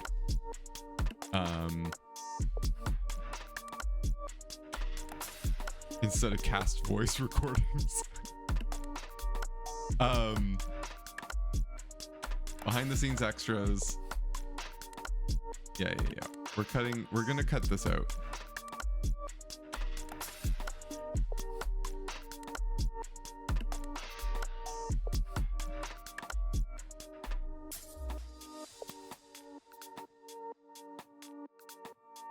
Okay. This feels better. We're being too verbose. We don't need to write a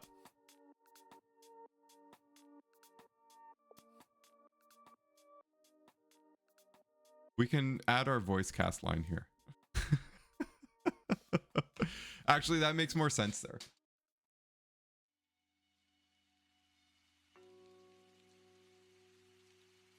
Okay, who's this for? Critical timelines. I'm gonna leave this.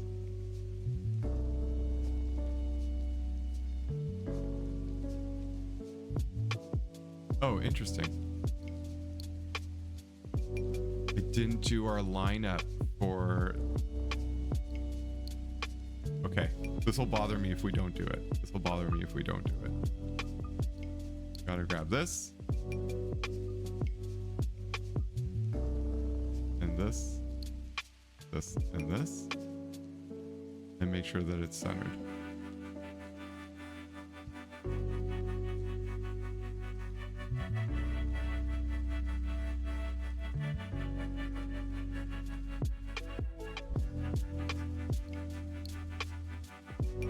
Wait.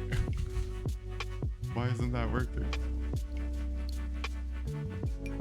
Oh, because the part that's not centered is actually this part. That's why. Yeah. This needs to be centered. Oh, no. Like this. There we go.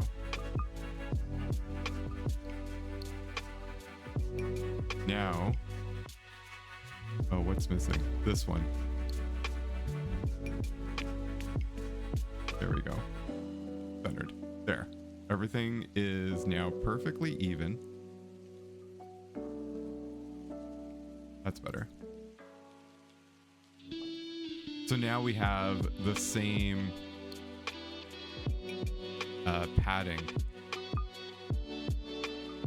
for everything because we were grouping them all together and centering them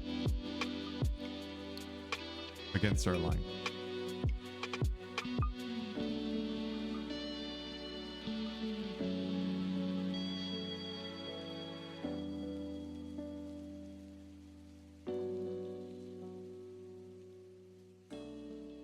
Okay, fun.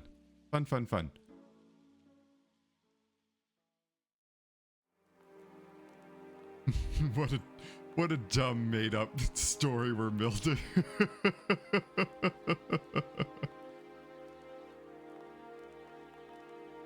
I think my favorite part about this whole thing is that we don't talk about the game at all.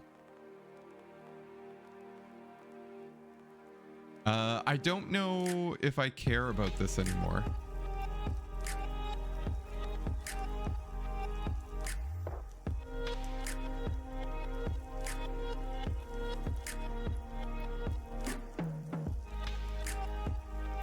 We kind of already addressed this.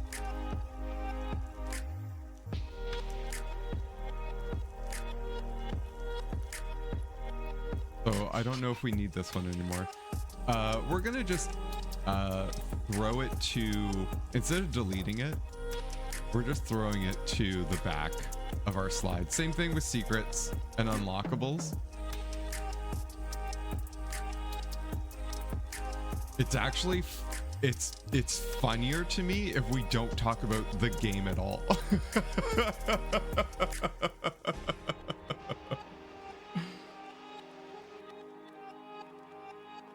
All right. Oh, we're almost out of our music. Our music's almost done. Story. How are we going to explain this?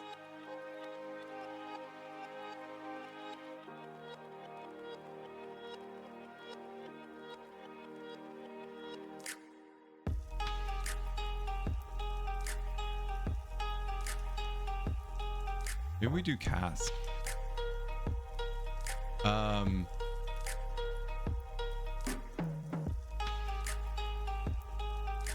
With our change in schedule.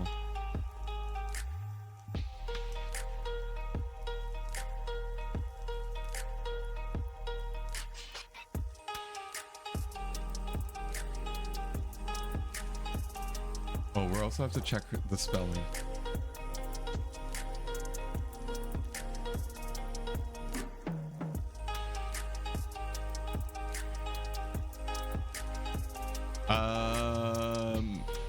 This is an A. Oh, interesting. Very wrong. It's a Y.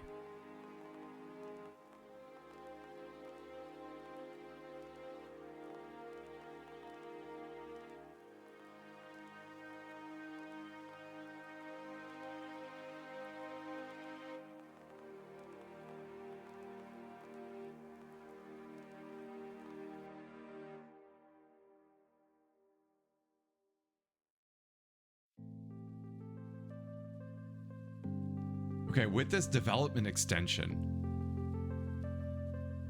we need to expand our voice talent search to include replacements for Sarah Michelle Gellar. Is there an A? It is.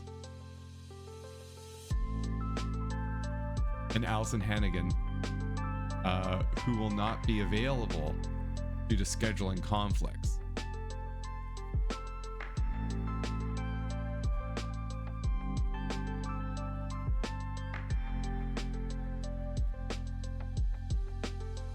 Oh, this is okay. Again, chat, we're just making this up. We're just making this up.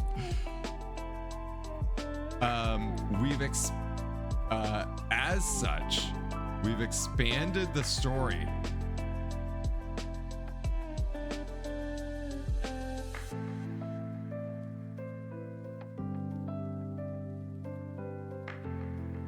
of fan favorite Sid.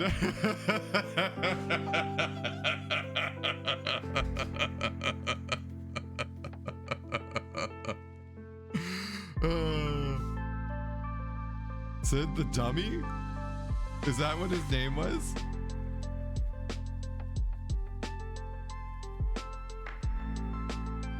He's just Sid.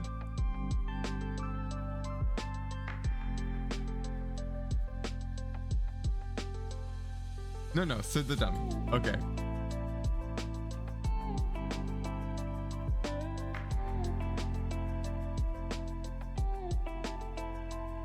Okay. And then, all right, chat, we're not going to do this right now.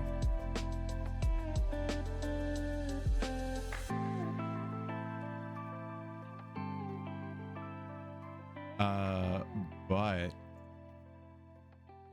we're gonna, okay, so I'm not going to go and just grab a bunch of screenshots right now. But this is our goal. This is our goal. We are going to map out what we think would be an interesting way of doing it.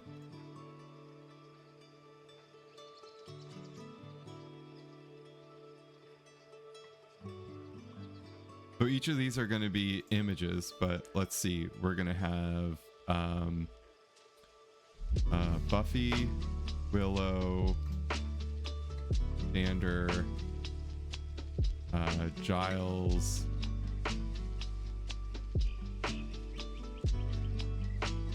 Anya. Like, we have a big cast.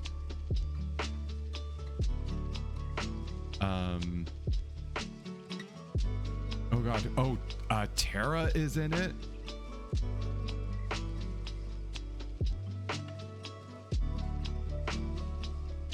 Spike. Oops.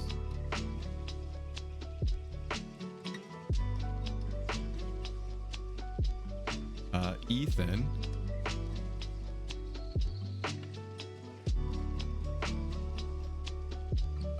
Faith. Oh my god, what were they thinking? Why were they adding this many people?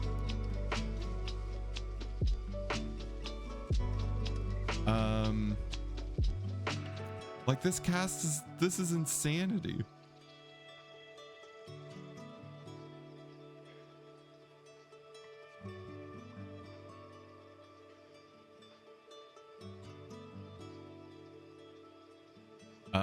Okay, Sid.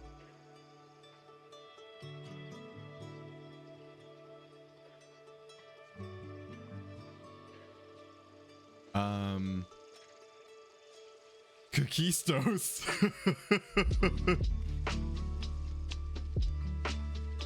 Is that how you spell it?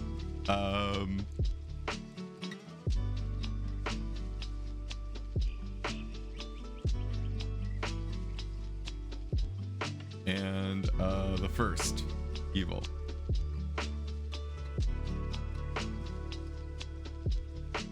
Was there anyone else? This is bonkers. This cast is insane.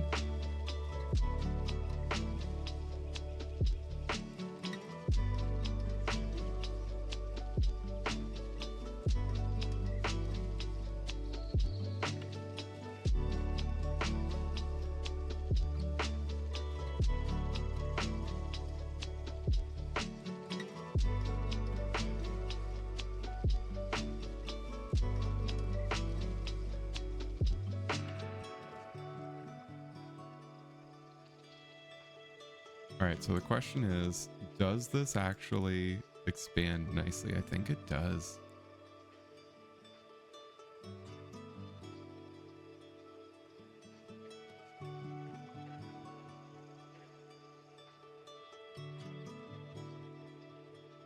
And let's grab our alignment shape. There we go.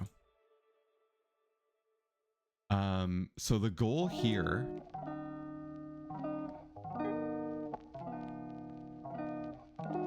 is that we're gonna create a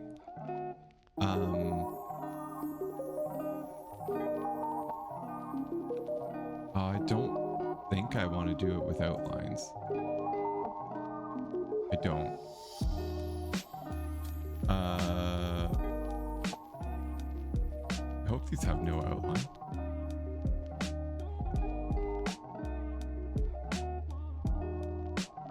Oh, they had wait, no outline. Oh, interesting. Oh, I thought that we had perfectly lined them up. I guess that was not the case. Okay, wait. Okay,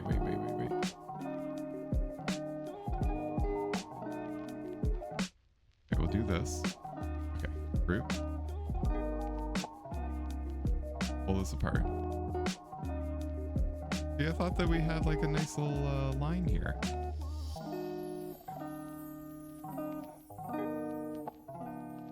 Line you up here and line you up here. Okay, and now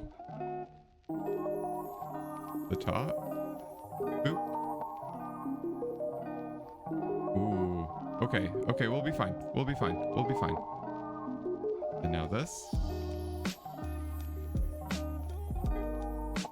Okay. Good. All right. We eyeballed it, but it's not looking terrible.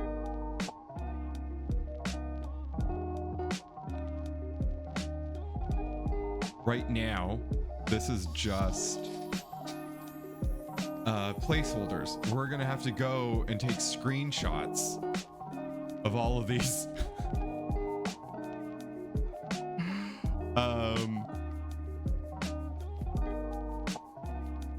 But yeah, this is nicer. Let's just make sure that it's centered. Yeah, okay, good.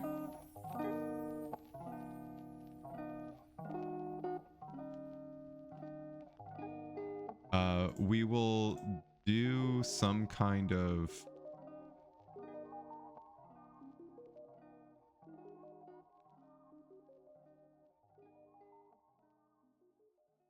color something to denote that Buffy and Willow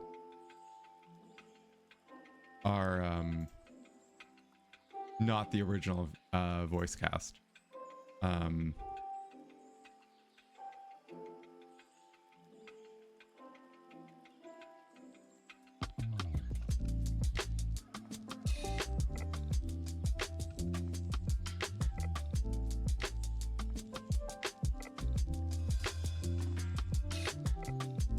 Our characters bring the Buffyverse to life.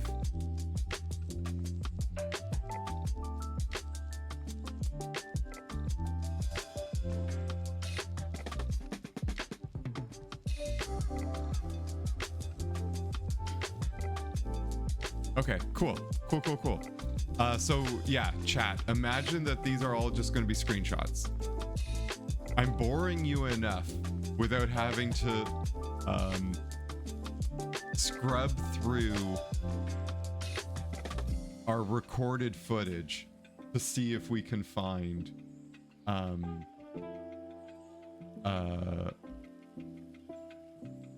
headshots for all these characters.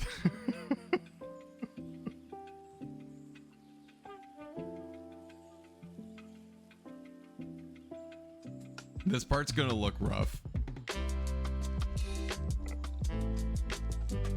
We didn't miss anyone, right? I think we got everyone.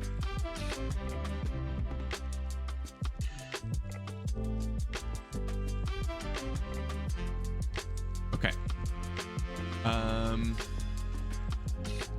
But really, like, then the last part that we have is, I mean, we haven't done this part yet, but this is just going to be like our hero image. And we'll see if there's some images that we can actually pull from some of the cutscenes and stuff that make a lot of sense. Story, we're going to do something similar to what we did here. So let's grab this and copy them over.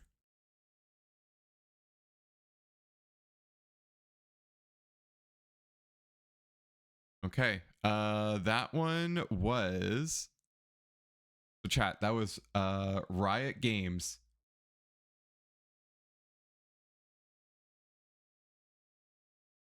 Sessions, Diana. Crater Safe Collection. The other one that they have is V. So let's keep going with it. Oh.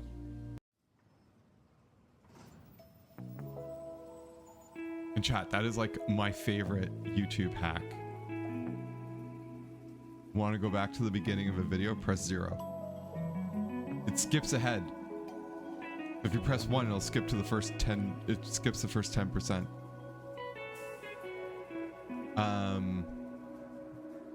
Okay, what were we doing? Story. This is so baffling. It's so baffling that they picked the first evil when they were already telling a first evil story in season 7. Oh my goodness.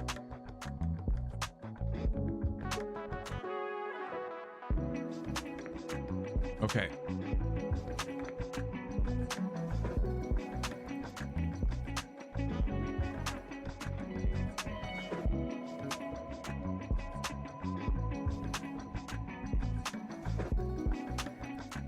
Our characters bring the Buffyverse to life.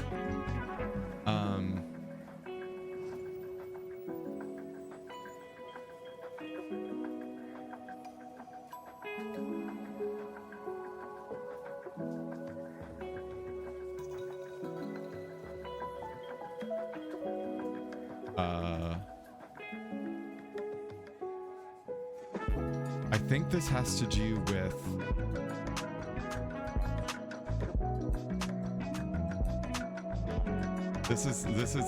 this is continue the story.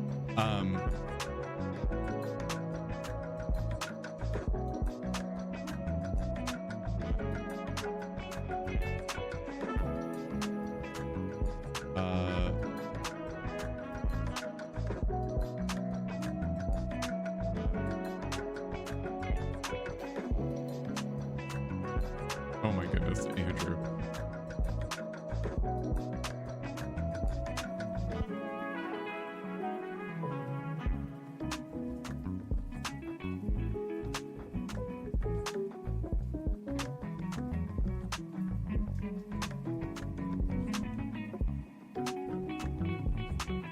Take part in an epic story, torn from.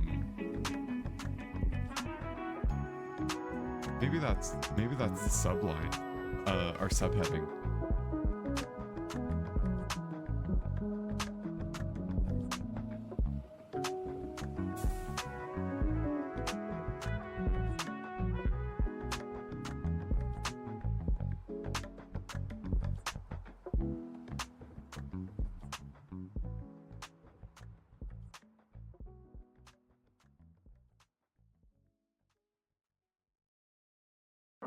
Oh, that's terrible.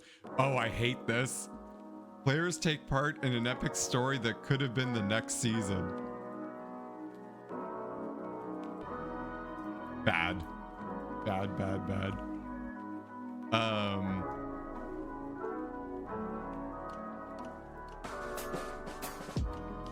Oh, who was that? Sorry, chat. We have to steal this. We have to steal this.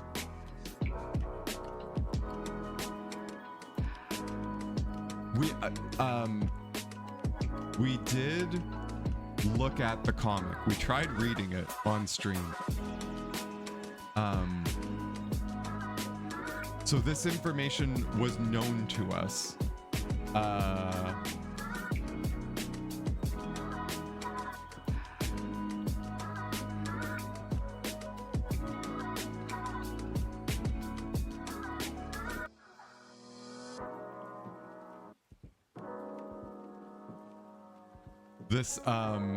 Oh, now that I've read this is what I was afraid of. I actually want to steal this line. Authentic Buffy universe. Under the synopsis, it says the gates of hell have opened, which is a really good line. I really want to steal that line.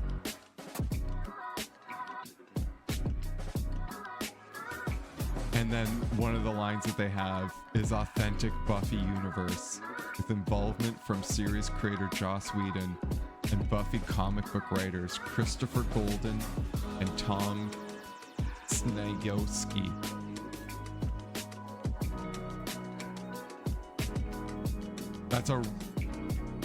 I really want to steal that for this.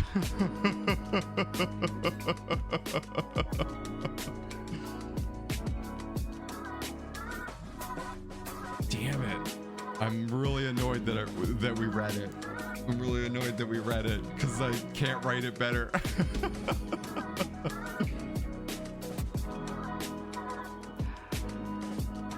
Okay. We're gonna change this to this. Oh, it's too long.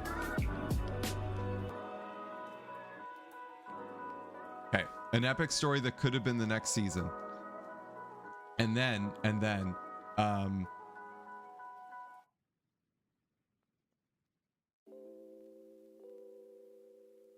this isn't stealing. These are just names. We needed to look up their names, and I didn't want to go through our recordings to look up the credits.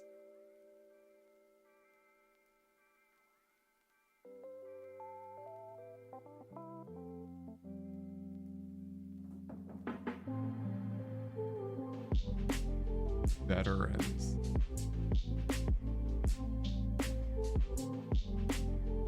There we go. There we go. There we go.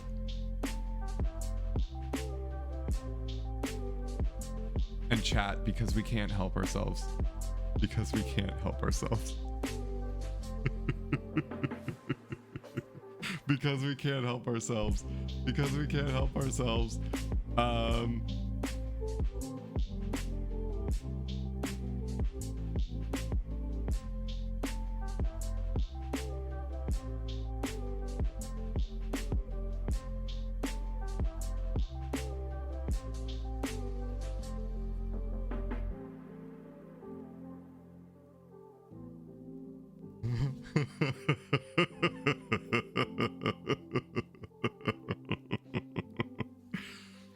The dead speak.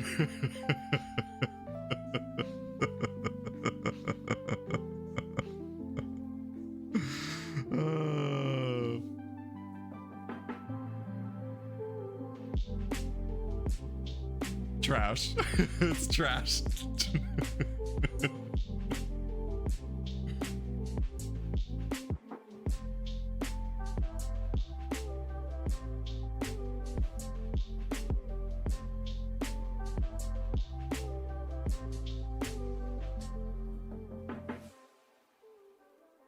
Buffy and the Scooby Gang are confronted by enemies long defeated.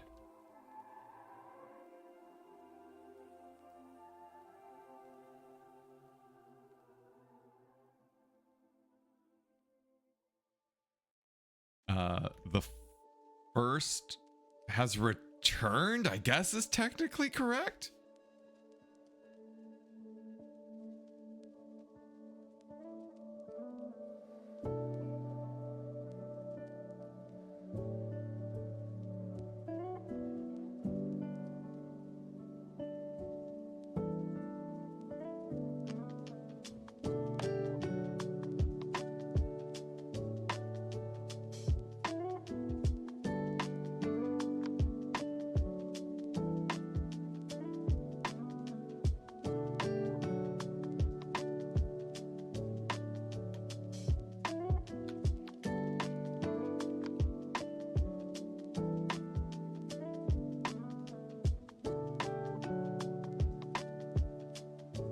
Okay, we are clearly editorializing.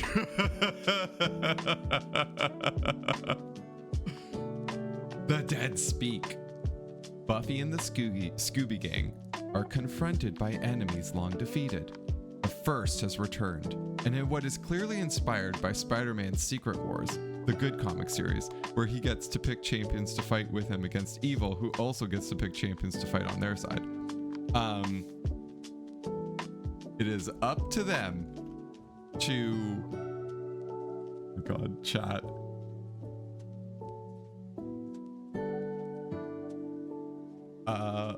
Find the pieces, oh God, of Sandra Rain's body to turn into a hope dagger that can be used to kill the first, we guess. We think, although they show up later in season 7 with after no mention of this.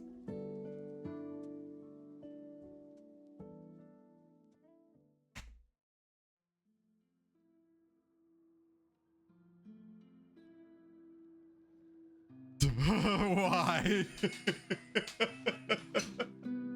Why? Why was this their story? Chat, this story is so stupid.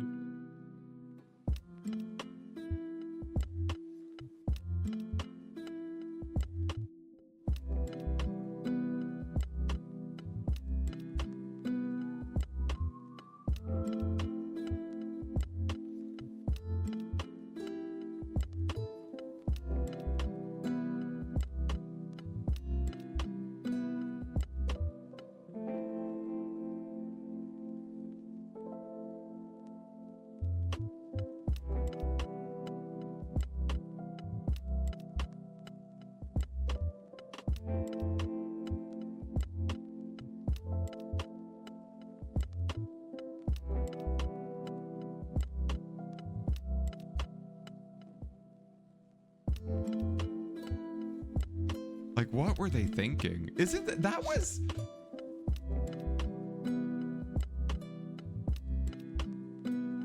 So here's the other thing that that I remember.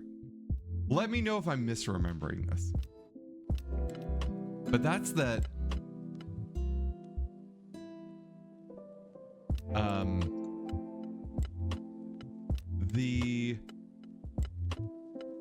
so season 7 ends and they create the season 8 comic book series. But prior to that, I thought it was reported that Joss Whedon was actually really upset with like Christopher and Tom, who were writing comic book series that were directly going to interfere with what he had planned for season 7. Because they were going to bring back the first. Oh my God, was this for this game? All right, chat. We actually have to. How do we find that?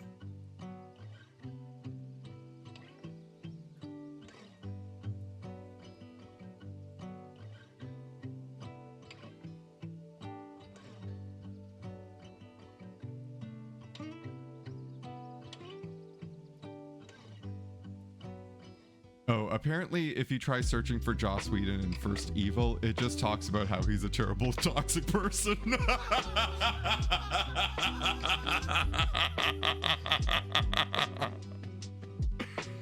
Oh, never going to...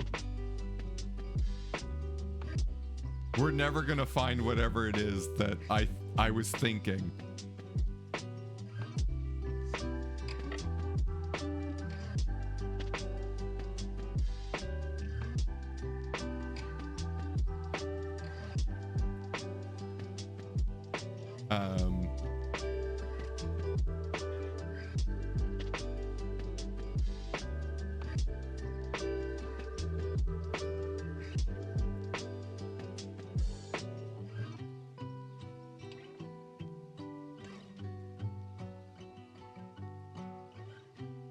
No. No, this is lost to time now. This is lost to time.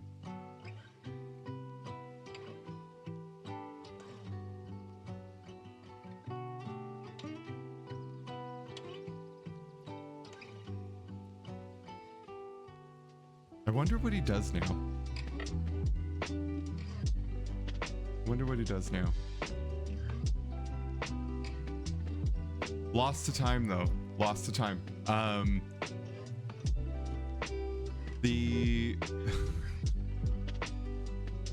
All right, this is too small. I don't know what we're gonna put here.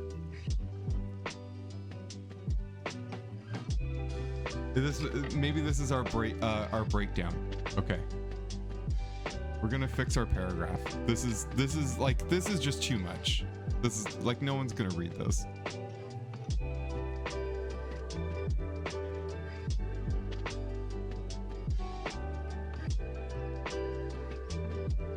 I mean, and we're being pretty cheeky about it. We're being pretty cheeky. But I mean, I'm sorry, Christopher and Tom. I'm really sorry, but this story was trash. This was a bad setup. You could have did anything. And instead, it felt more like fan service. Okay, here's what we're gonna do for layout purposes.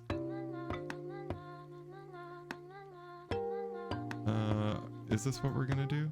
I don't know. Let's see what this does.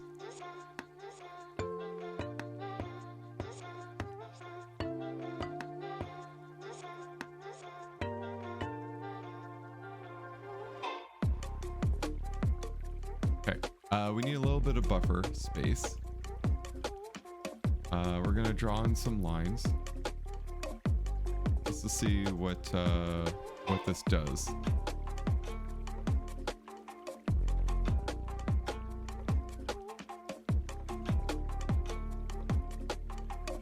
So this would be kind of like if we're making like a 3-column layout. I'm digging this one.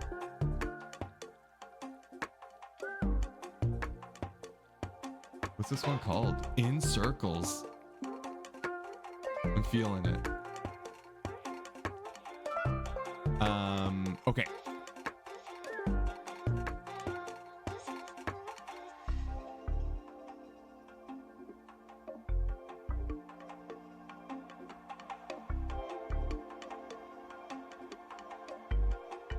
What I'm thinking is we have... Okay. I think we could do this. And actually, we should be doing it. 2 by 6.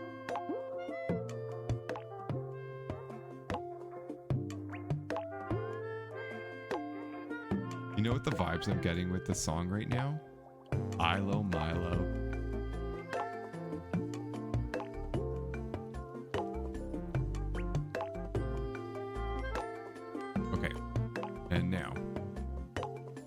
do is get rid of all the color. We're also going to get rid of all of our borders.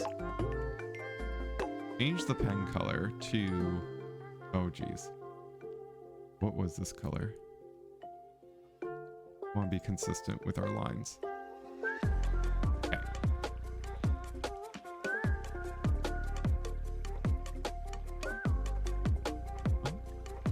And thinner. We'll do half.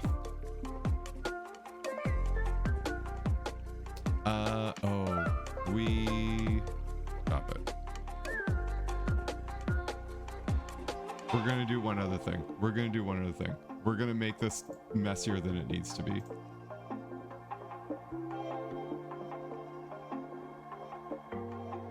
We're adding in what is effectively cells that we have no intention of using.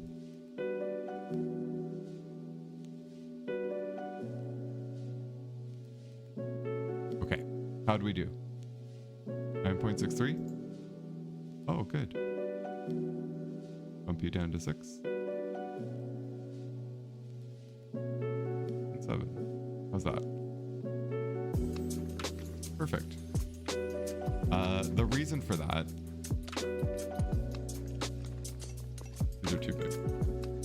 What was this? 14? Smaller. 11.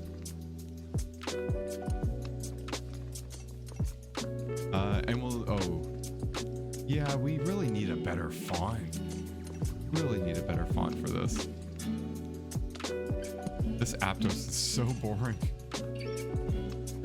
It's making it so much harder to design the slides because there's not enough like variation to help with separating pieces. Okay, we got our borders. Just this. We'll see what this does. We'll see what this does.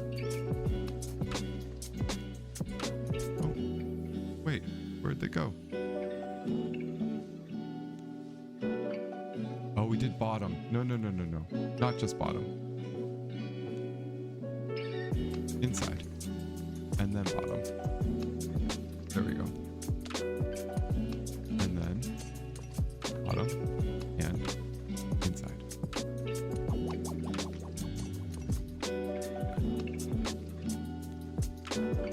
Do we need the top? We could add the top.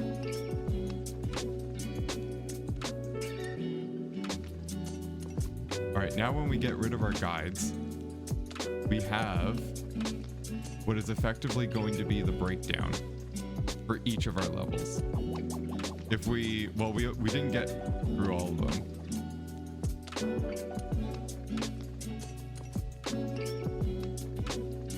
This is only fine. This layout is fine. This layout is not great.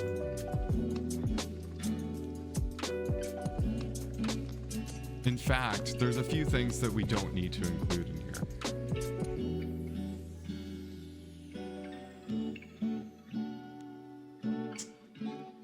Maybe we're gonna do the major beats.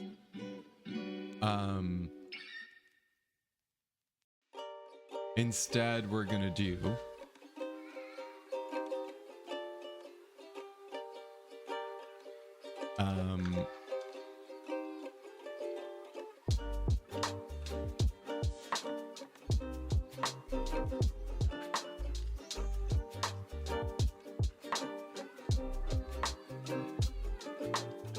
oh, where'd that come from?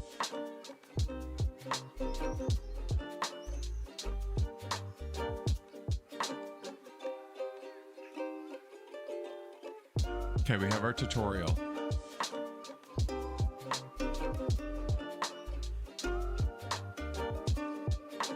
The action begins as the Scoobies are attacked in the magic shop. No, magic box.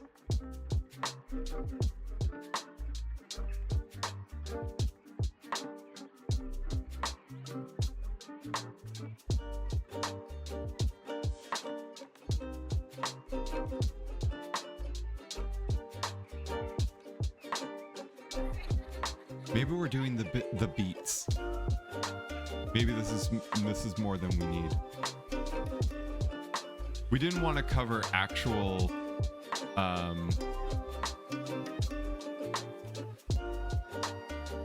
gameplay pieces, but maybe we need to.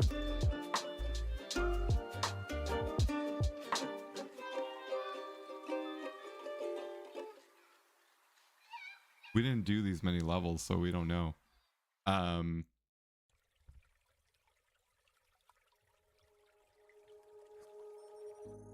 Maybe we do it more like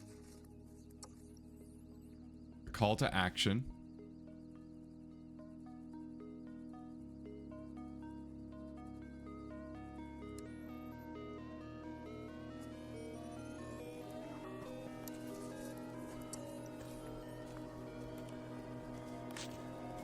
Leaving the known world on discovering that Ethan Rain is behind the summoning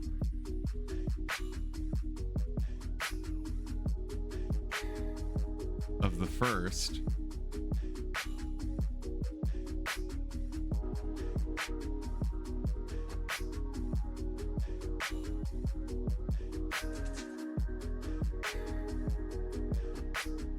To, I don't know what, figure out how to stop him?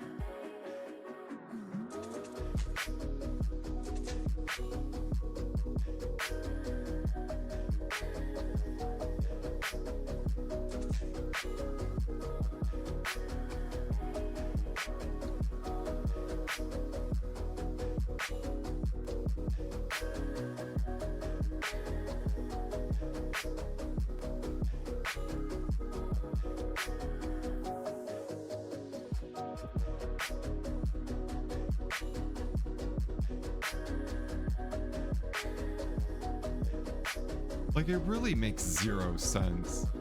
It does. Like, this story is so dumb.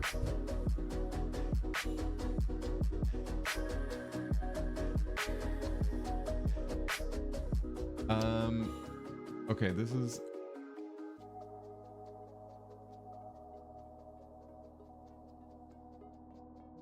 I actually want to take,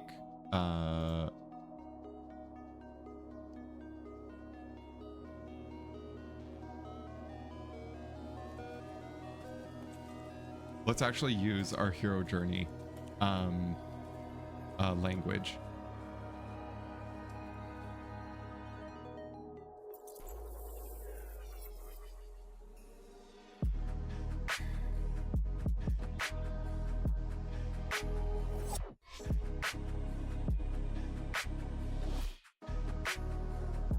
Crossing the threshold.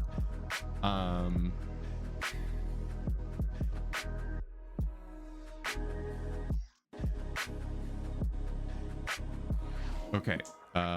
Revelation.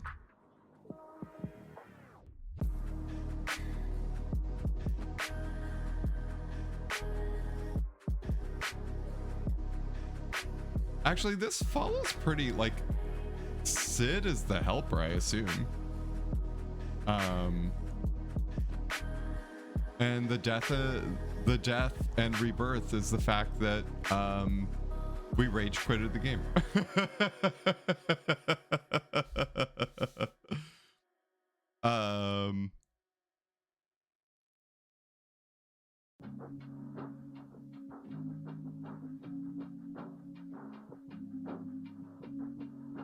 Okay, so we're gonna do we're gonna add helper.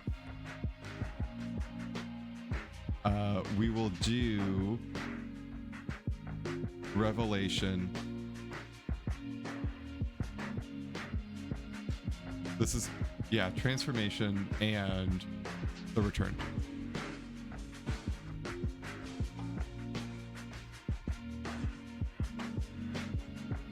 Okay, so if we do this,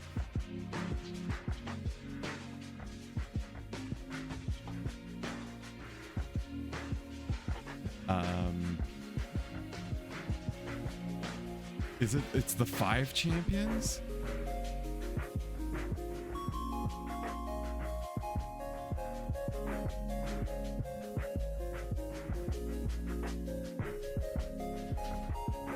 And Sid is there.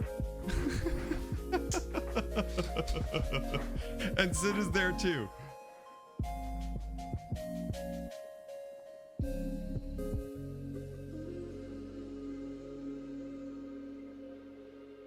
They need the different parts.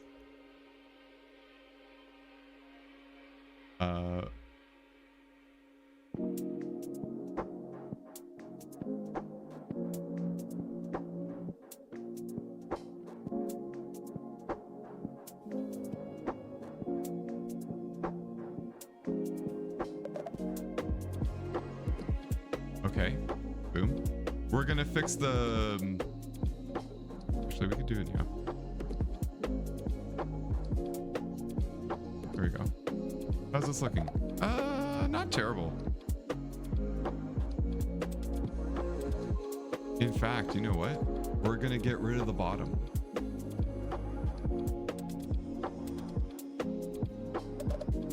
Yeah. Yeah, this looks pretty good. I don't hate it. Revelation.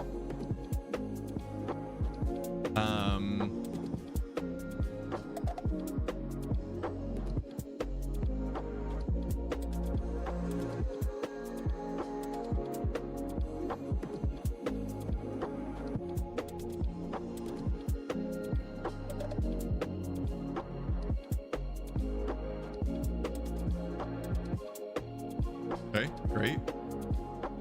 Again, a little bit of editorializing. Transformation.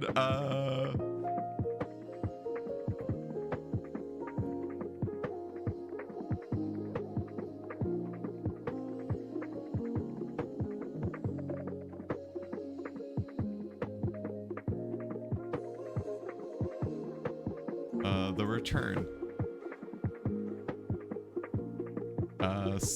Buffy and the gang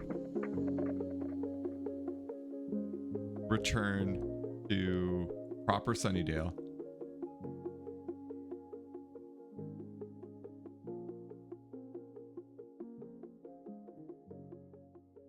Having finally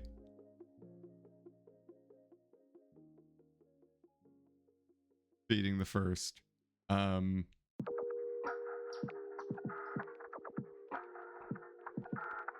Rather easy when you think about it. Barely an inconvenience. Good thing they have this dagger now.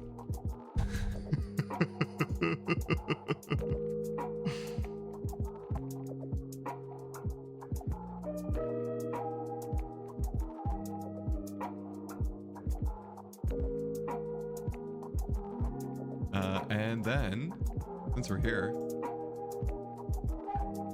paragraph, cool, multiple, 0.1, just give it a little bit of space.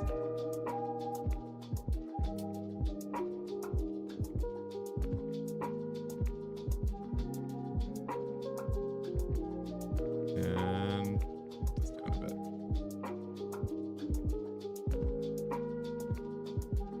Chat, we did it. It took us like 3 hours.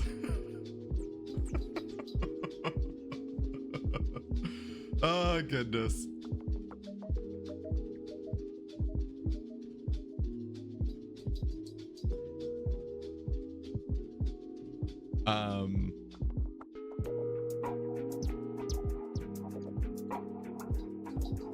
The serious question is it's not done. Our stream is done, but it's not done. We will, at some point, I'll go through and I'll take a bunch of screenshots to pop in here, and then we'll officially do our presentation of like what what we built. I'm surprised it took us this long. I actually thought we would get to 2. I thought we would get to 2 today, but we spent a lot of time trying to figure out what was even the story that we were trying to tell here. And again, to be clear, this is not our best. I really feel like we were struggling to figure out what story we were trying to best tell. But I mean, we got there. We got there.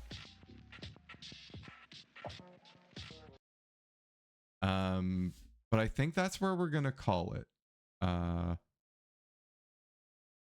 Thanks for hanging out. I mean, it was fun to like do some of these slides.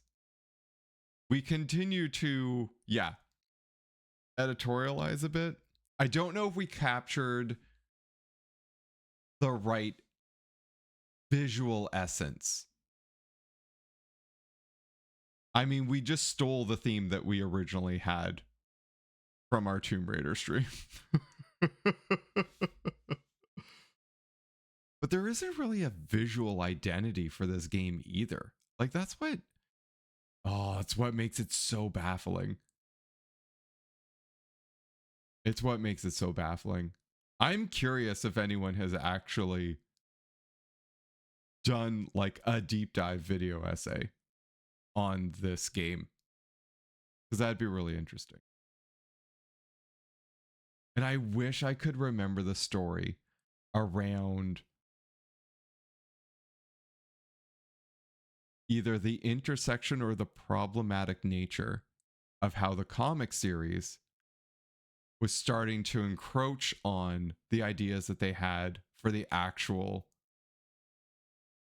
TV series. And I actually wonder if it was this comic and this game that was starting them, because like they wrote a comic that tied into this game. And I can imagine, now that we know how toxic Joss Whedon was, certain he was very grumpy about this. Okay, chat. We didn't get to Star Trek Borg. Okay, actually, we have 15 minutes before our stream would normally wrap. So let's do this.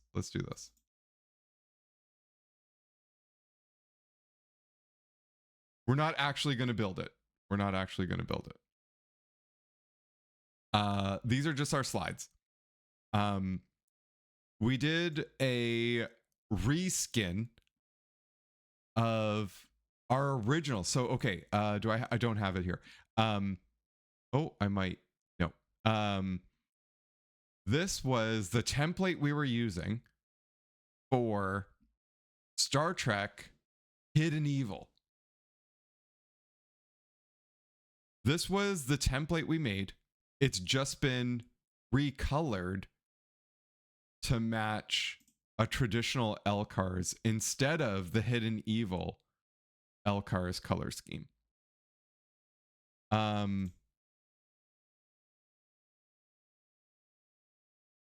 Our Star Trek Borg pitch is one. It is recording in the off season.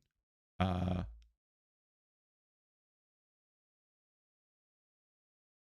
goal was that they could save money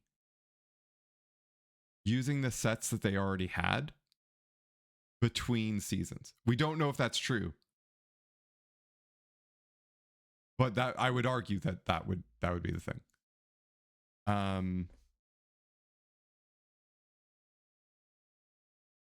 Ron Delancey? Is that how you spell it?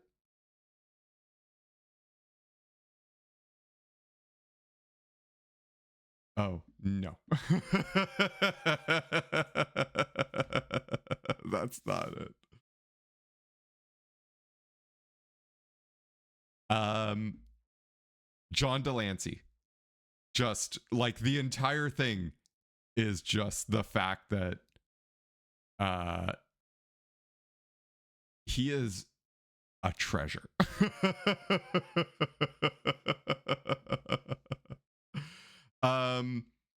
So between seasons, this is basically we have the sets.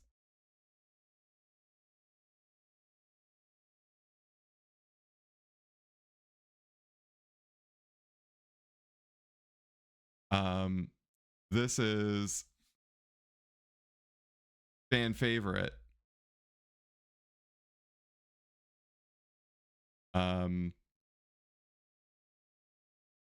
a treasure. And then our last piece is this came out in like 96. It's like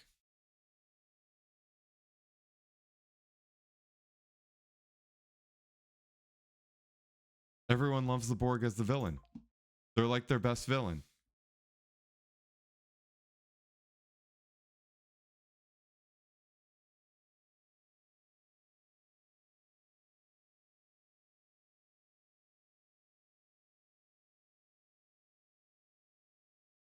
One, two, three. Actually, we could do one more. If we don't do this, the other one is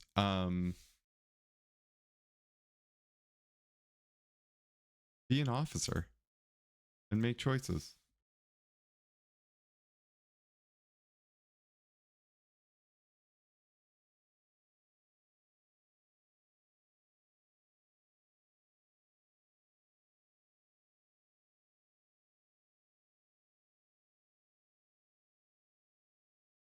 The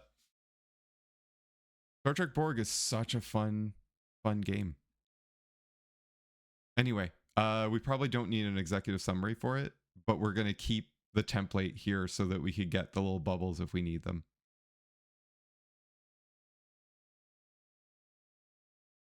Actually, we could do a little executive summary for this. For all the things that we do, especially with the cost one, because they have the sets already. I feel like that actually was a valuable little slide to have. Anyway, chat, we'll work on this one at some point.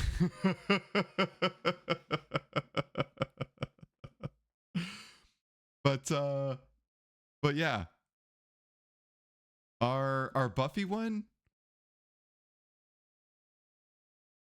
I think our Buffy one tells an interesting story, but we're doing a lot of heavy lifting. Like, we didn't really infer this. It's a head scratcher. The head scratcher. Okay. Chat, have a fantastic Saturday. I hope you have a great night. We will be back on Thursday. We'll kick off the stream with the final of this with all the right images. And then we're going to do Pillars of Eternity. Because we need to answer the question, why did they go to turn-based after 11 years? And I suspect that there's a good answer there. I don't know if we'll get there by playing the game. It's just an excuse. But yeah. That'll be Thursday. I have no idea.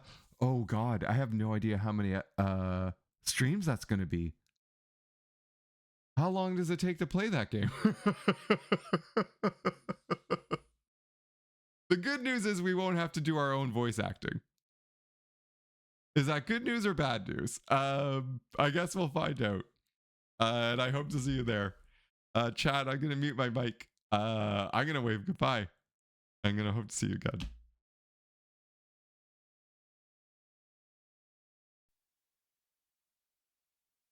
I think I will go now.